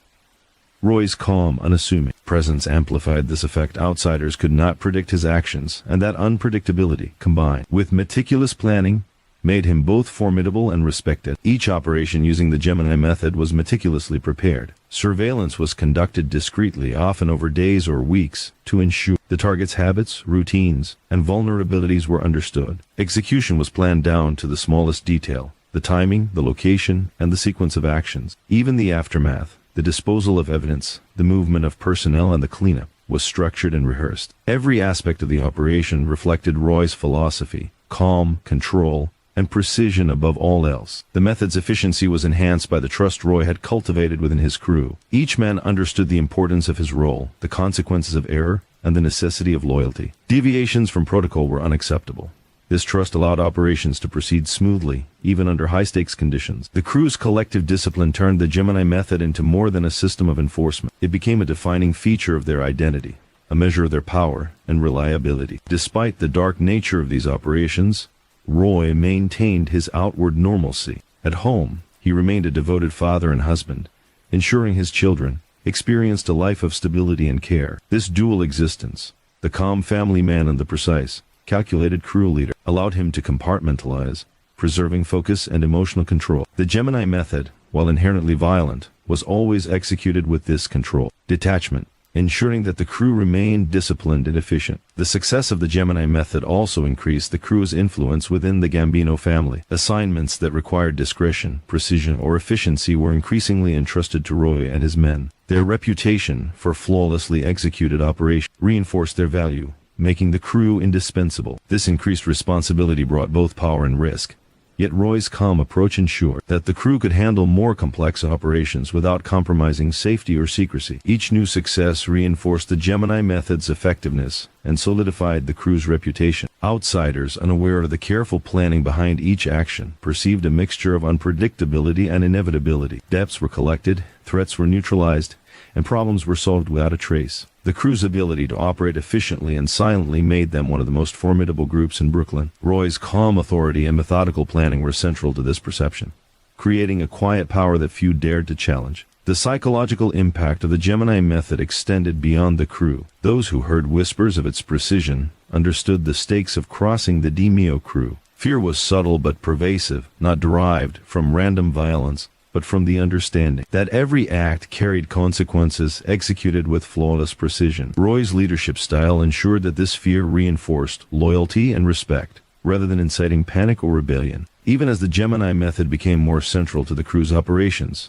Roy continued to refine and adapt it. Lessons from past operations were incorporated, risks were minimized, and procedures were standardized to ensure maximum efficiency. Every success strengthened the system, and every challenge offered an opportunity to improve it. Roy's leadership, calm and methodical, ensured that the crew remained disciplined, loyal, and efficient under all circumstances. By this stage, the DeMeo crew had become synonymous with quiet power, precision, and control. The Gemini method, perfected under Roy's guidance, was the foundation of their reputation and their success. It allowed them to operate efficiently in a dangerous, unpredictable world, maintaining loyalty, managing fear, and enforcing authority with precision. Roy DeMeo, calm and deliberate, stood at the center of it all, a leader whose influence, skill, and strategic thinking had made the crew one of the most formidable forces in Brooklyn's underworld. Brooklyn slept beneath the quiet glow of streetlights, unaware of the precision and control quietly asserting itself in its streets. Roy DeMeo's Gemini method ensured that the crew operated flawlessly, that loyalty was maintained, and that threats were eliminated with clinical precision. The crew's efficiency, discipline, and silent power were now inseparable from their identity, and Roy's calm, methodical leadership ensured that this quiet empire continued to grow, operate, and influence the world around them. By the mid-1980s, Roy DeMeo had firmly secured the DeMeo crew's place in Brooklyn's underworld, but he knew that power was never absolute in isolation. Influence, protection, and long-term survival required alliances, delicate relationships with peers, superiors, and even rivals. Navigating this intricate web of connections was as essential to the crew's success as the precision of their operation. Roy understood that loyalty and skill alone were not enough. Diplomacy, discretion, and strategic partnership were critical to maintaining and expanding his empire. The Gambino crime family provided the formal structure within which Roy operated. As a trusted asset, he had to ensure that the crew's actions aligned with family expectations. High-ranking members depended on his discretion, efficiency, and reliability. Roy cultivated these relationships with careful attention, understanding the importance of perception and trust. Meetings were calm, deliberate, and respectful. He listened as much as he spoke, conveying loyalty through measured actions rather than words. Through this approach, he strengthened his standing without attracting unnecessary attention. Beyond the family, Roy recognized the value of informal alliances. Neighborhood figures, small-time operators, and even rival crews could be leveraged to expand influence or gather intelligence. He approached these relationships with the same meticulous attention he applied to his operations. Conversations were measured, gestures deliberate, and promises carefully calibrated. Trust was earned slowly, and Roy never assumed loyalty without evidence. By combining discretion with strategic engagement, he created a network of contacts who could be relied upon when opportunities or challenges arose. These alliances were not always straightforward. Rivalries and tensions simmered beneath the surface of Brooklyn's criminal landscape. Some groups were threatened by the DeMeo crew's efficiency and growing influence. Others admired it but resented being excluded from opportunities. Roy navigated these tensions by maintaining neutrality when necessary, offering limited cooperation when advantageous, and demonstrating strength without aggression. His calm authority and reputation for precise action ensured that most disputes were resolved quietly, without the chaos that might undermine his position. Internally, the web of alliances reinforced the crew's structure. Members understood that their loyalty extended not only to Roy but to the broader network of obligations and relationships he managed. Each assignment, each interaction, and each decision was informed by the need to maintain these connections. Discipline within the crew was therefore both operational and relational. Failure to observe protocol could jeopardize alliances, attract scrutiny, or create unnecessary risk. Roy's leadership ensured that every man internalized the importance of these dynamics. The Gemini Lounge remained central to managing this web. It was more than a headquarters. It was a hub for planning, negotiation, and observation. Roy used it to coordinate with allies, assess potential threats, and reinforce the principles that guided the crew. Discussions were calm, measured, and deliberate. Every interaction was an opportunity to strengthen ties, gather intelligence, or mitigate risk. Outsiders rarely realized the strategic significance of this space, assuming it was merely a bar when in reality, it was the nerve center of a carefully orchestrated network. Roy's understanding of human behavior played a key role in managing alliances. He recognized the motivations, fears, and ambitions of those around him. By observing patterns of behavior, he anticipated challenges before they became threats. Loyalty was reinforced not through intimidation alone, but through subtle influence, careful negotiation, and the demonstration of consistent reliability. Those who worked with or alongside the DeMeo crew learned to respect this quiet authority, the calm, deliberate, and unflinching control that defined Roy's leadership. Risk management was central to the web of alliances. Every contact, every partnership, and every negotiation carried potential exposure. Roy mitigated these risks through careful planning, discretion, and precision. Assignments were evaluated not only for operational success, but for their impact on relationships. Potential allies were tested slowly and methodically, and contingencies were always in place. This level of strategic thinking ensured that the crew remained insulated from threats while maximizing the benefits of collaboration. The network of alliances also allowed the crew to expand their operations subtly. By leveraging relationships, they gained access to new opportunities, markets, and intelligence. Whether it was acquiring property, collecting debts, or managing complex financial schemes, these connections allowed the crew to act efficiently while minimizing risk. Roy's calm leadership ensured that these expansions were deliberate, coordinated, and executed without drawing unnecessary attention. Even as the web grew more complex, Roy maintained his dual life. At home, he remained the devoted father and husband, providing stability, care, and normalcy for his family. This separation allowed him to focus on alliances, strategy, and operations without emotional distraction. The duality of his life required constant awareness and discipline, but it also reinforced the compartmentalization that had been essential to his success. Family provided grounding,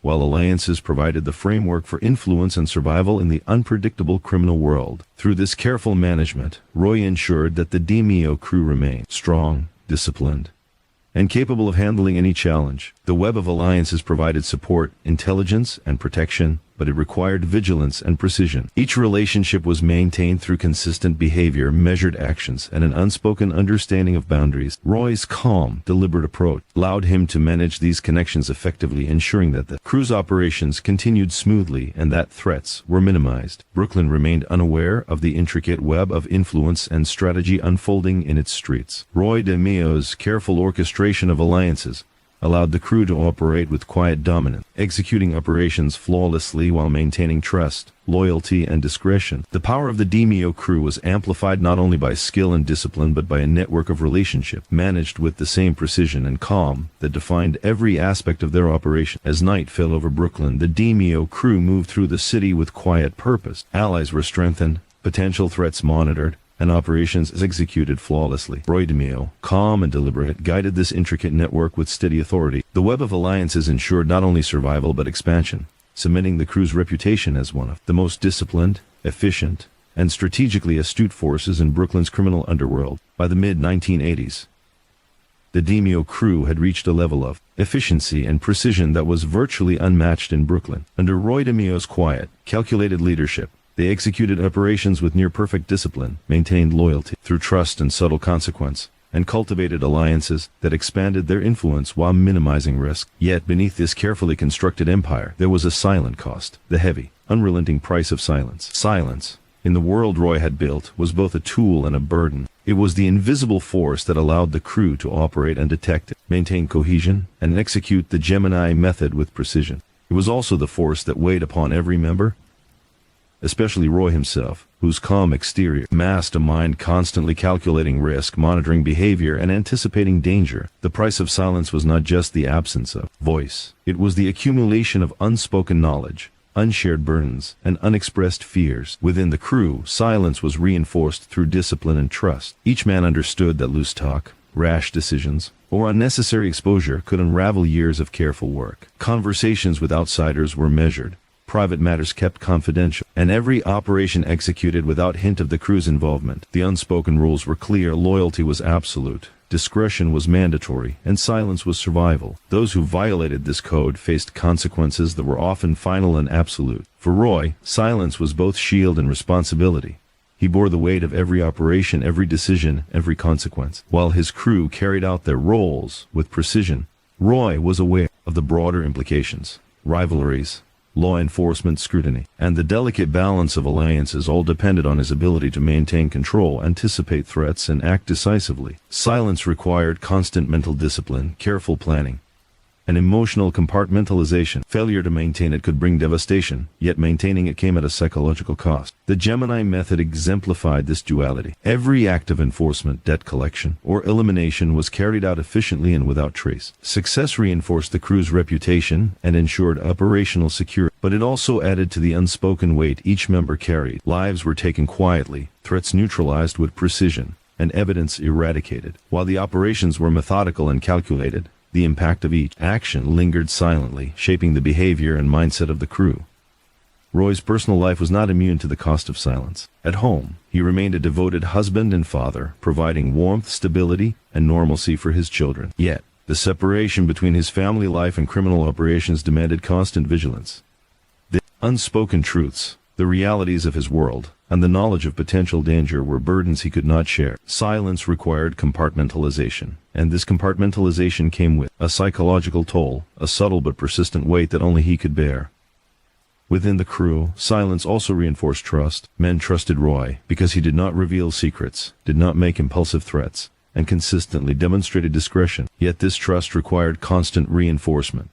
Every operation, every instruction, and every interaction with the outside world had to adhere to strict standards of confidentiality. Any breach could undermine loyalty, jeopardize alliances, and expose the crew to danger. Silence was therefore not merely passive. It was an active, deliberate practice that demanded awareness and control at all times. Silence also played a strategic role in managing relationships beyond the crew. Rival crews, neighborhood figures, and members of the Gambino family all observed, speculated, and reacted to perceived patterns of behavior. Roy's calm, unassuming presence amplified the effectiveness of silence. Outsiders never fully understood the scope of the DeMeo crew's operation, the efficiency of the Gemini method, or the discipline within the crew. This lack of knowledge created a subtle but pervasive influence, a quiet power that relied on mystery, discretion, and the fear of the unknown. The psychological cost of silence was particularly acute in moments of high pressure. Decisions had to be made swiftly but carefully, balancing operational objectives with potential repercussions. The Gemini method, though efficient,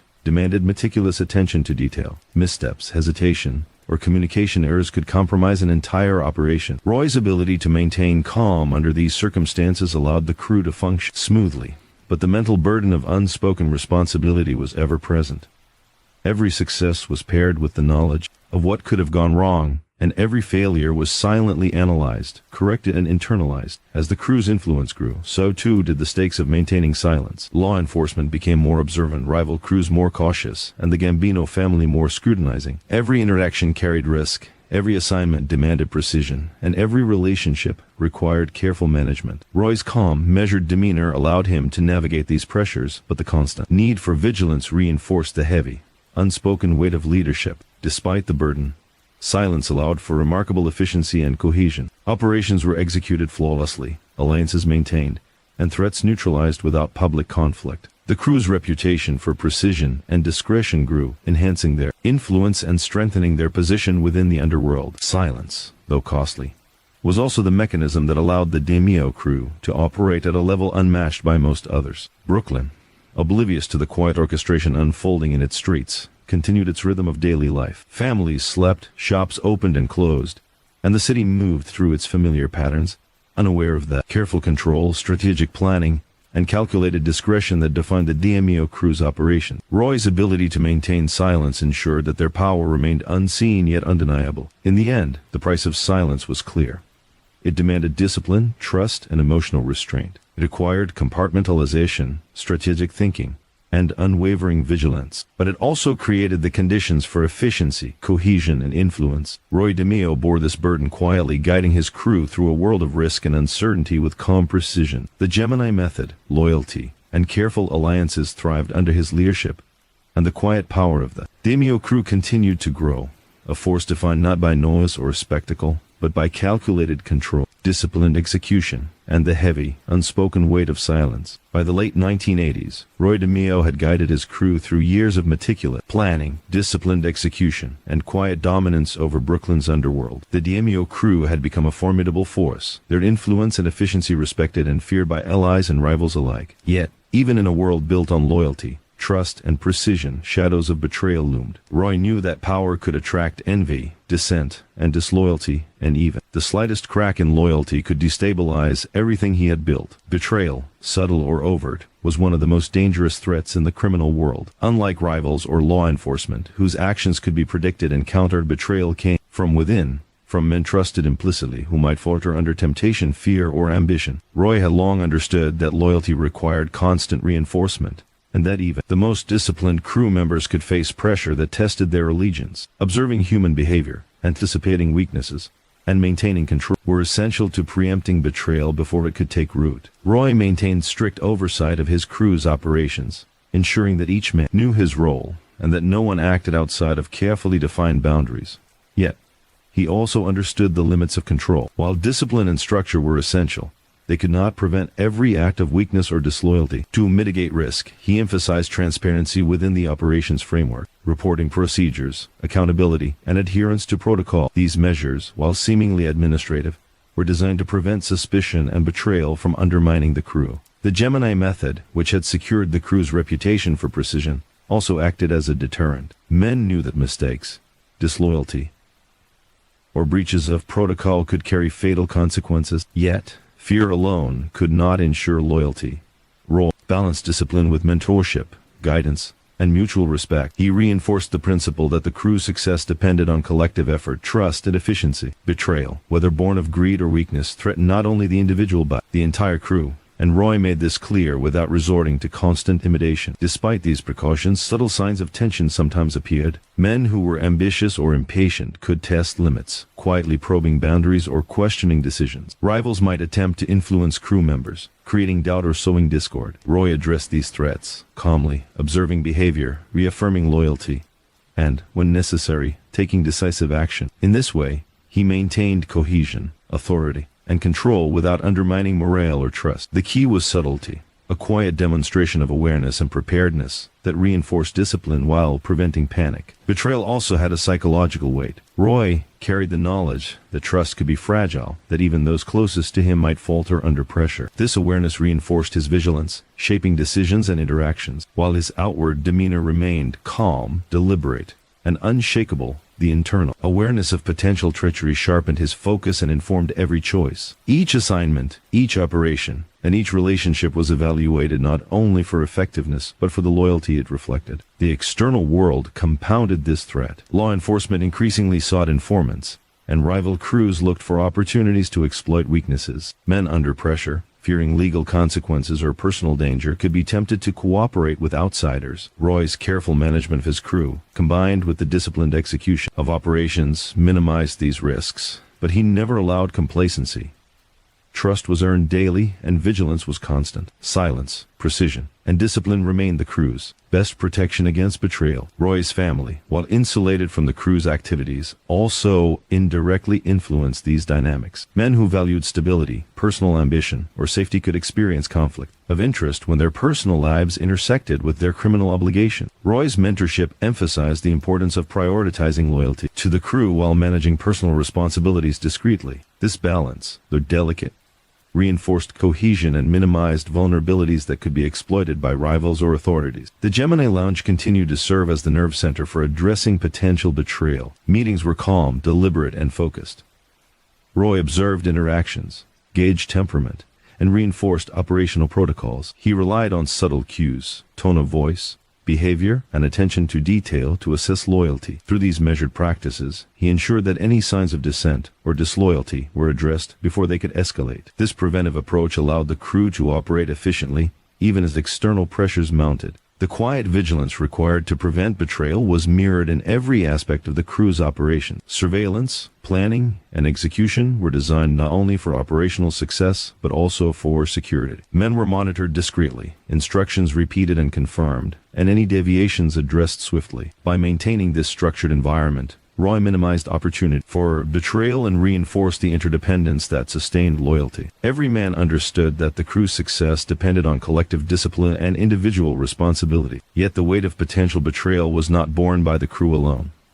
Roy himself remained the ultimate arbiter of loyalty. Every decision whom to trust, how to assign responsibilities, and when to intervene carried significant consequences. The psychological burden of anticipating and mitigating betrayal was constant. Yet Roy's calm demeanor allowed him to manage it effectively. His ability to maintain control under these pressures solidified the crew's cohesion and ensured that operations continued without disruption. As the crew grew more influential, the stakes of betrayal increased. High-profile assignments, complex financial dealings, and strategic alliances amplified the consequences of disloyalty. Roy's careful management ensured that the crew could navigate these risks while maintaining operational efficiency and discretion. The quiet authority he exercised created a culture of loyalty reinforced not by fear alone, but by trust, shared purpose, and the understanding that betrayal carried a weight far greater than any individual could bear. Brooklyn remained largely unaware of the subtle dynamics at play beneath the surface. The DeMeo crew's operations continued with precision, efficiency, and calm authority. Yet,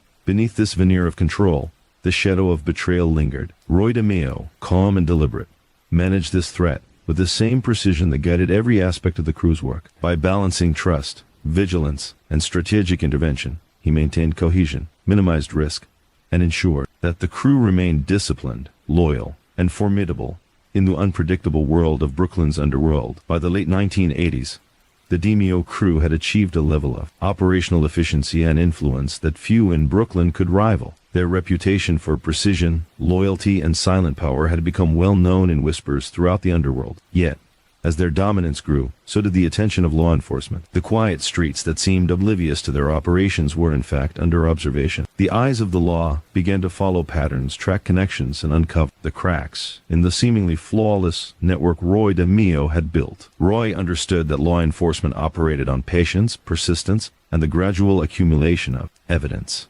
Unlike rivals who acted impulsively or predictably, the authorities relied on observation over time. Every disappearance, unexplained transaction, and subtle clue had the potential to draw scrutiny. Roy's calm demeanor and methodical control had shielded the crew for years, but he knew that the law could be relentless. Vigilance was not just a precaution, it was essential for survival. The crew's operational security remained a top priority. Surveillance techniques, both internal and external, ensured that patterns were difficult to detect. Every operation was executed with meticulous attention to detail, minimizing exposure. The Gemini method remained central, not only for eliminating threats but for maintaining discretion. By removing problems efficiently and silently, Roy ensured that the crew's action left little trace, reducing the risk of attracting law enforcement attention. Roy also understood the importance of compartmentalization. Crew members were kept informed only on a need-to-know basis, limiting the spread of sensitive information. The fewer people who knew the full scope of operations, the less likely details could be inadvertently or deliberately revealed. This approach extended beyond operations into communication, financial dealings, and interactions with outsiders. Silence and precision were maintained as a protective measure, shielding both the crew and Roy himself from potential exposure. Law enforcement, however, was not static. Investigations evolved, tactics shifted, and informants were sought. The threat of betrayal, either from within the crew or from associate in the surrounding network, was amplified by external pressure. Roy had long anticipated this, reinforcing loyalty, reinforcing the importance of discretion, and monitoring behavior closely. Every interaction, every assignment, and every partnership was evaluated not only for operational success, but also for its potential impact on exposure. The Gemini Lounge continued to serve as the hub of control. It was here that Roy observed, guided, and coordinated. Subtle behavioral cues, patterns of speech, and nuances in conduct were all carefully noted. By maintaining this watchful presence, he could address potential vulnerabilities before they escalated. The crew, trained in both operational skill and psychological awareness, mirrored this vigilance in their own tasks. This culture of observation allowed them to anticipate law enforcement moves and adapt without panic. Despite careful precautions, the psychological weight of law enforcement attention was constant. Roy knew that a single mistake, a single slip, could attract scrutiny and unravel years of careful planning. Every transaction, every decision, and every interaction had to be weighed against the possibility of exposure. This constant assessment required focus, patience, and a calm, disciplined mind. Roy's ability to maintain this control was key to the crew's continued success under increasing pressure. The crew's interactions with outsiders were carefully managed to minimize risk. Business dealings, financial transactions, and casual associations were executed with discretion. Those outside the inner circle were deliberately kept at a distance, their involvement limited to prevent the spread of sensitive information. Roy's calm, authoritative presence ensured that all members understood the importance of this practice. Compliance was not achieved through fear alone, but through respect for his judgment, mentorship, and the collective understanding that discretion equaled survival. Law enforcement attention also had subtle ripple effects in the underworld. Rivals, aware of increased scrutiny, adjusted their own strategies. Some attempted to exploit perceived vulnerabilities, while others avoided contact altogether. Roy's careful management of alliances and rivalries ensured that these dynamics did not destabilize the crew. Observation, anticipation, and strategic engagement allowed the crew to navigate an increasingly complex environment while maintaining operational efficiency. Even as the eyes of the law intensified their focus, Roy maintained his dual existence. At home, he remained a devoted husband and father, ensuring that his family experienced stability and normalcy. This separation of worlds allowed him to focus on operations and strategic defense without distraction, while also preserving the compartmentalization that had been essential to his leadership. Family life was not merely a sanctuary but also a reminder of what was at stake, reinforcing the discipline and caution necessary for survival. The pressure of law enforcement scrutiny also reinforced the crew's operational standards. Attention to detail became more rigorous, execution more precise, and communication more measured. Every operation was evaluated not only for its immediate outcome, but for its potential to attract investigation. Mistakes were not tolerated, and deviations from protocol were addressed immediately. The presence of external observers heightened the need for perfection, reinforcing the crew's discipline and efficiency. Roy's leadership style, calm and deliberate, allowed the crew to function effectively under pressure. They continued to operate with quiet dominance, executing assignments flawlessly while remaining largely invisible to authorities. The psychological weight of potential discovery was mitigated by the discipline, loyalty, and cohesion Roy had cultivated over the years. The eyes of law enforcement were a constant presence, yet the crew remained a step ahead, guided by Roy's steady hand and strategic foresight. Brooklyn, as always, appeared unaware of the calculated operations unfolding within its streets. Police surveillance, investigation, and the gradual accumulation of evidence were happening in parallel to the crew's meticulous planning. Roy's understanding of human behavior, law enforcement methods, and operational security allowed the crew to continue functioning efficiently. Their silent dominance remained intact, even as the pressure of scrutiny intensified. In the end, the eyes of law were a test,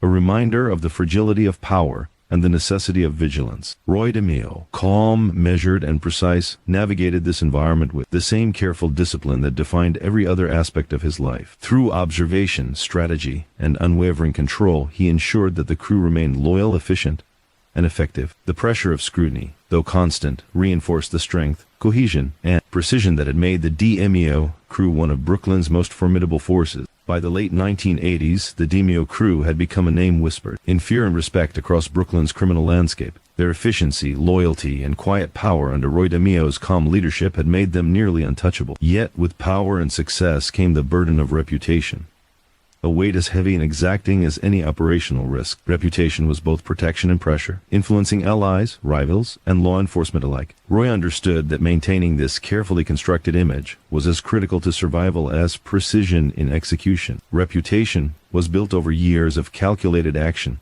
and disciplined behavior. The Gemini method, a hallmark of the crew's operations, contributed greatly to this. Outsiders knew that problems were resolved efficiently and without spectacle. Debts were collected, threats neutralized, and obstacles removed with quiet authority. This consistency created a perception of inevitability that crossing the DeMeo crew carried consequences that could not be avoided. Yet, reputation was a fragile thing. Missteps, mistakes, or breaches in protocol could erode trust, invite scrutiny, or provoke rivals. Roy maintained the crew's reputation through meticulous attention to every detail. Each operation, each interaction, and each assignment was evaluated not only for effectiveness but for its impact on perception. Crew members were trained to act with discretion, efficiency, and control, ensuring that, even in the execution of violence, they projected professionalism rather than chaos. This careful balance reinforced the crew's image while minimizing exposure to law enforcement and potential retaliation. Reputation also shaped interactions beyond the crew. Alliances with other groups, negotiations with neighborhood figures, and coordination with the Gambino family were all influenced by perception. Roy recognized that trust and respect could be earned or lost based on reputation alone. His calm, measured presence reinforced the crew's reliability and authority. By controlling both action and perception, he ensured that the crew's reputation was a protective force rather than a liability. The weight of reputation extended internally as well. Crew members understood that their actions reflected not only on themselves, but on Roy and the entire group. Loyalty, discipline, and precision were reinforced by the implicit understanding that mistakes could damage the crew's standing. Reputation became a shared responsibility, a collective commitment to uphold the values, practices, and authority that had defined their success. Roy's leadership cultivated this mindset, emphasizing pride and efficiency, discretion, and reliability. Reputation also served as a psychological tool. Rivals, aware of the DeMeo crew's efficiency and unpredictability, approached interactions with caution. Fear and respect created a buffer that often prevented confrontation before it could arise. Roy's calm authority, reinforced by the crew's history of precise action, amplified this effect. Outsiders rarely knew the full scope of the crew's capabilities, but the consequences of misjudging them were unmistakable. This subtle influence allowed the crew to operate effectively without resorting to constant overt displays of power. The burden of maintaining reputation, however, was significant. Every interaction carried weight. Every operation was evaluated not only for success, but for its potential long-term impact. Mistakes, exposure, or internal discord could damage the perception carefully cultivated over years. Roy bore the ultimate responsibility for ensuring that the crew's image remained untarnished. This required constant vigilance, strategic planning, and the quiet authority that had become his hallmark. Even within the crew, the burden was felt personally. Members knew that deviation from protocol could jeopardize the collective reputation. Loyalty was enforced not solely through fear of consequences but through an understanding of the shared value of trust, cohesion, and precision. Mistakes were not merely personal failures. They had ripple effects that could threaten operations, alliances, and safety. Roy's measured guidance ensured that each man internalized the importance of reputation as a form of protection and strength. Reputation also intersected with law enforcement attention. Officers noticed patterns, suspected influence, and quietly evaluated operations. The DeMeo crew's consistent efficiency made them both respected and scrutinized. Roy understood that a strong reputation could deter rivals while attracting observation. The careful balance between projecting power and maintaining discretion became a critical aspect of leadership. Every choice, from the location of meetings to the timing of assignments, was influenced by the need to sustain both operational success and the crew's carefully cultivated image. Family life, while separate from criminal operations, indirectly reinforced the importance of reputation. Roy's calm, disciplined presence at home contrasted with the ruthlessness of his work, presenting a controlled image to the outside world. This duality enhanced his authority within the crew and preserved the perception of stability that allowed allies and rivals alike to respect him.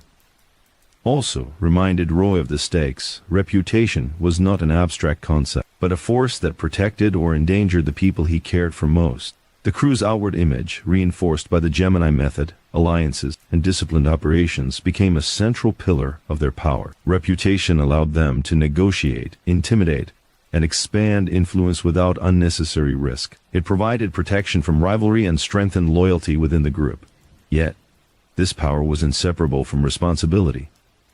Roy's calm leadership ensured that the crew understood that reputation, while protective, demanded constant care, attention, and precise action. Brooklyn's streets remained largely oblivious to the delicate balance of perception, authority, and operational control unfolding beneath them. The DeMeo crew moved through the city with quiet confidence, executing assignments with precision, maintaining alliances with care, and projecting a calm authority that masked the tension and strategy behind their success. Reputation, in this context, was both a shield and a weapon, subtle, powerful, and essential for survival.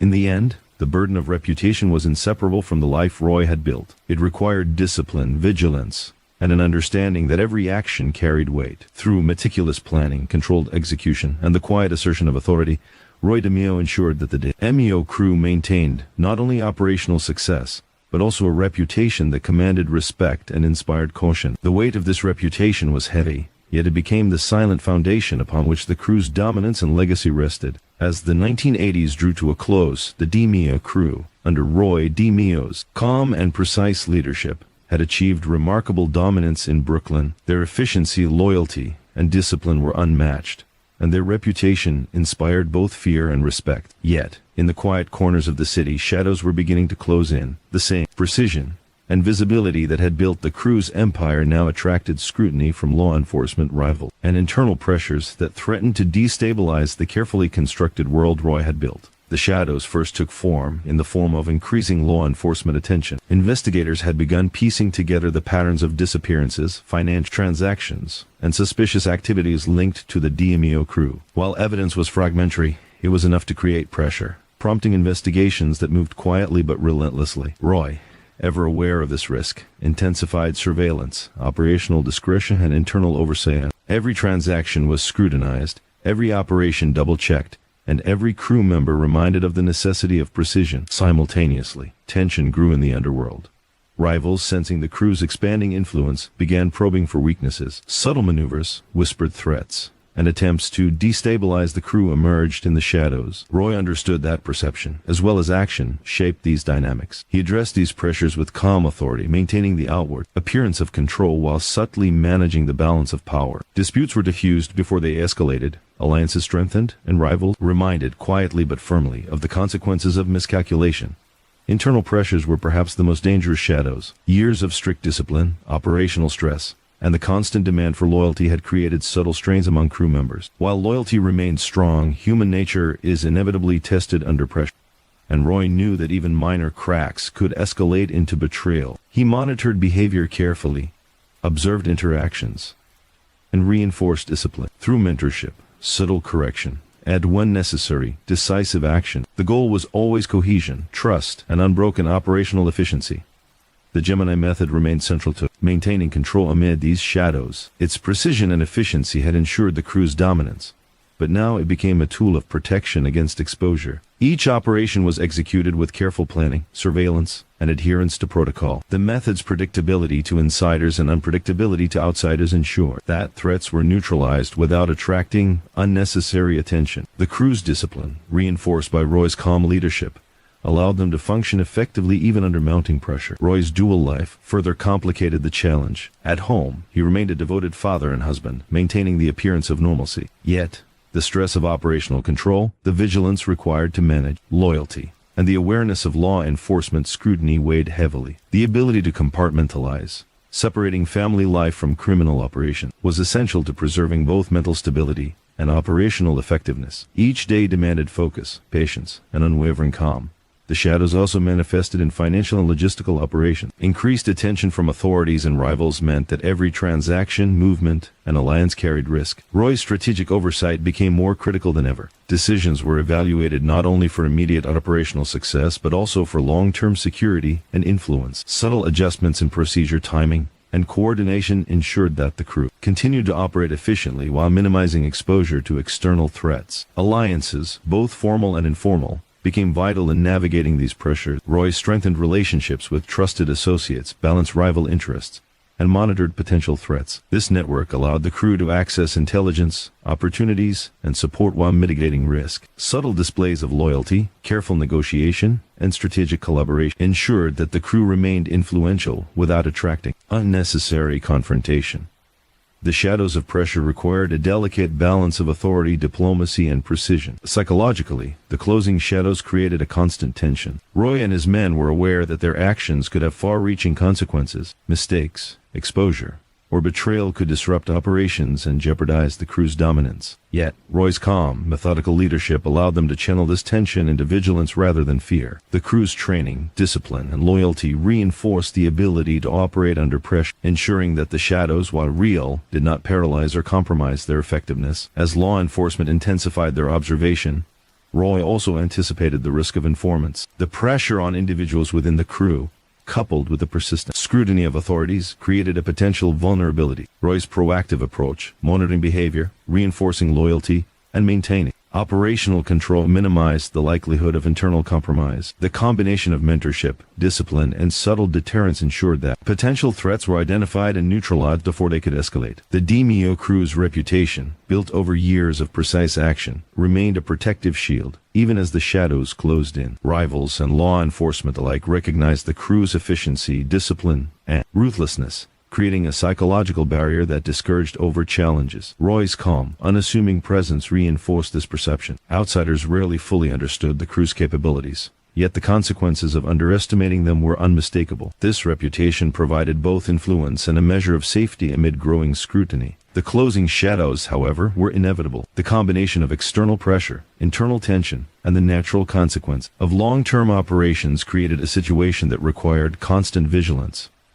Roy's calm leadership, the crew's loyalty, and the disciplined execution of operations were tested daily. Each day demanded focus, precision, and the ability to adapt to shifting circumstances while maintaining control over both perception and action. Brooklyn remained largely unaware of the complexity of the pressures surrounding the DeMeo crew. Streets appeared calm, businesses operated normally, and life continued uninterrupted. Yet behind the surface, law enforcement investigations, rival maneuvers, and internal vigilance created a tense, dynamic environment. Roy DeMeo's calm authority, strategic foresight, and unwavering discipline allowed the crew to navigate this world successfully. The shadows may have closed in, but under his guidance, they moved with precision, cohesion, and quiet dominance, ready to confront any challenge with the same calculated control that had defined their rise. By the early 1990s, the DeMeo crew had reached a pinnacle few in Brooklyn's criminal underworld could rival. Under Roy DeMeo's calm, precise, and strategic leadership, they had built a reputation of efficiency, loyalty,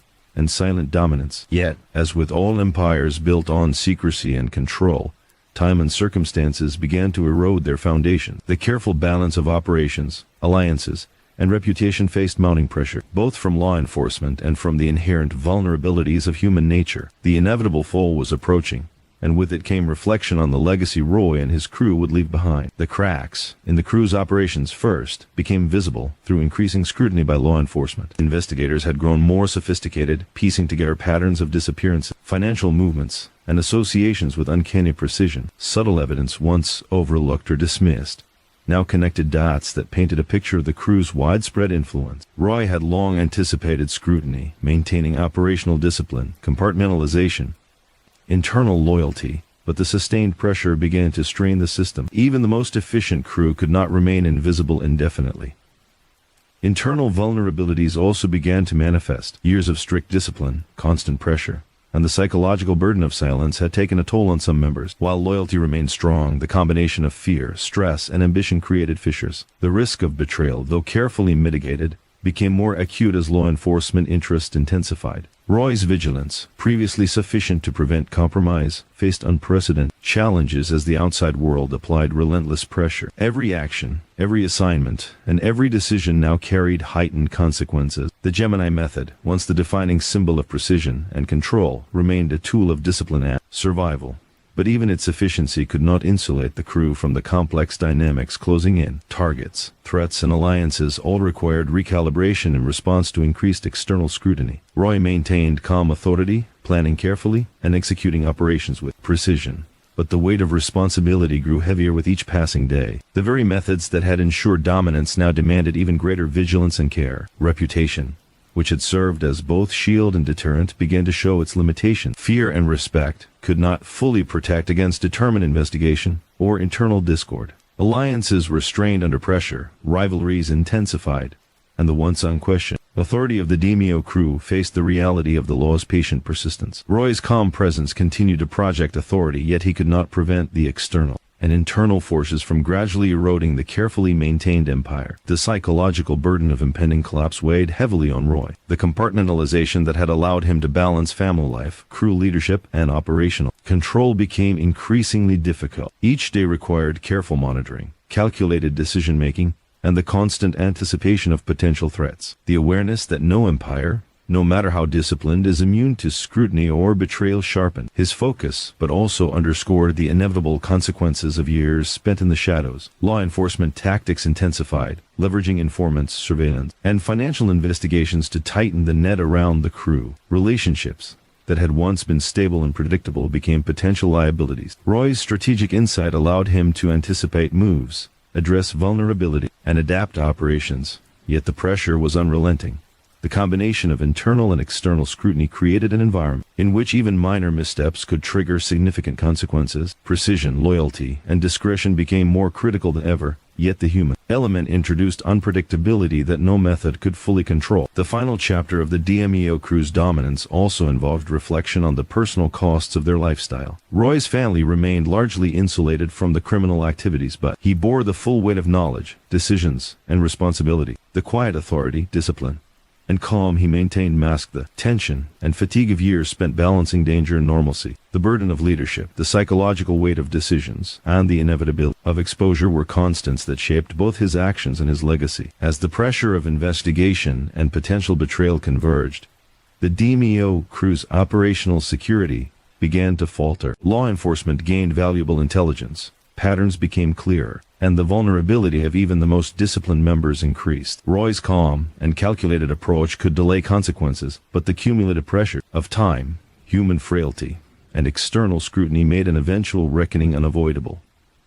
The shadows he had navigated for years were now closer, persistent, and relentless. Yet, even in decline, the legacy of Roy DeMeo and his crew was undeniable. They had built an empire characterized by precision, discipline, and loyalty. The Gemini method, the strategic alliances, and the careful maintenance of reputation all demonstrated a level of operational excellence rarely achieved in criminal history. The crew's influence, the fear and respect they commanded, and the subtle control they exercised over Brooklyn's underworld were testaments to Roy's leadership and vision. Their methods, discipline, and strategic thinking left a lasting impression on both the underworld and law enforcement, shaping perceptions of organized crime for years to come. The fall of the crew was inevitable, but it did not erase the lessons embedded in their operations. Silence, discipline, loyalty, and strategic foresight had allowed them to thrive in an environment fraught with danger. Even as investigations unfolded and vulnerabilities were exposed, the principles that had guided the crew, calm authority, precise execution, and careful planning, remained models of operational excellence. Roy DeMeo's leadership, characterized by measured decision-making and psychological insight, had created a structure capable of extraordinary efficiency and resilience.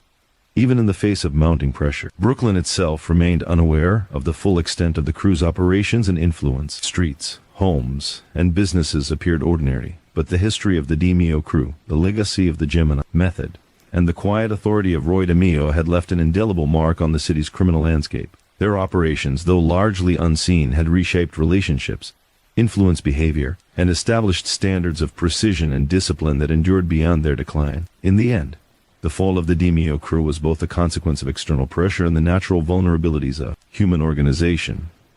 Yet the legacy was clear, a testament to careful planning, disciplined execution, and calm authority in a world defined by risk and uncertainty. Roy DeMeo's vision, leadership, and methods left an enduring imprint on the underworld, illustrate the power of strategy, loyalty, and precision even in the face of inevitable collapse. The streets of Brooklyn continued their rhythm, indifferent to the rise and fall of one of its most formidable crews. Yet the echoes of the DeMeo crew's efficiency, discipline, and silent dominance lingered, a quiet reminder of the heights achievable through strategic leadership, meticulous planning, and unwavering control. Roy DeMeo's legacy, defined by the careful orchestration of loyalty, precision, and reputation, remained a study in both the power and the cost of organized influence. The fall had come, but their story would endure, remembered in whispers, lessons, and the quiet history of Brooklyn's underworld.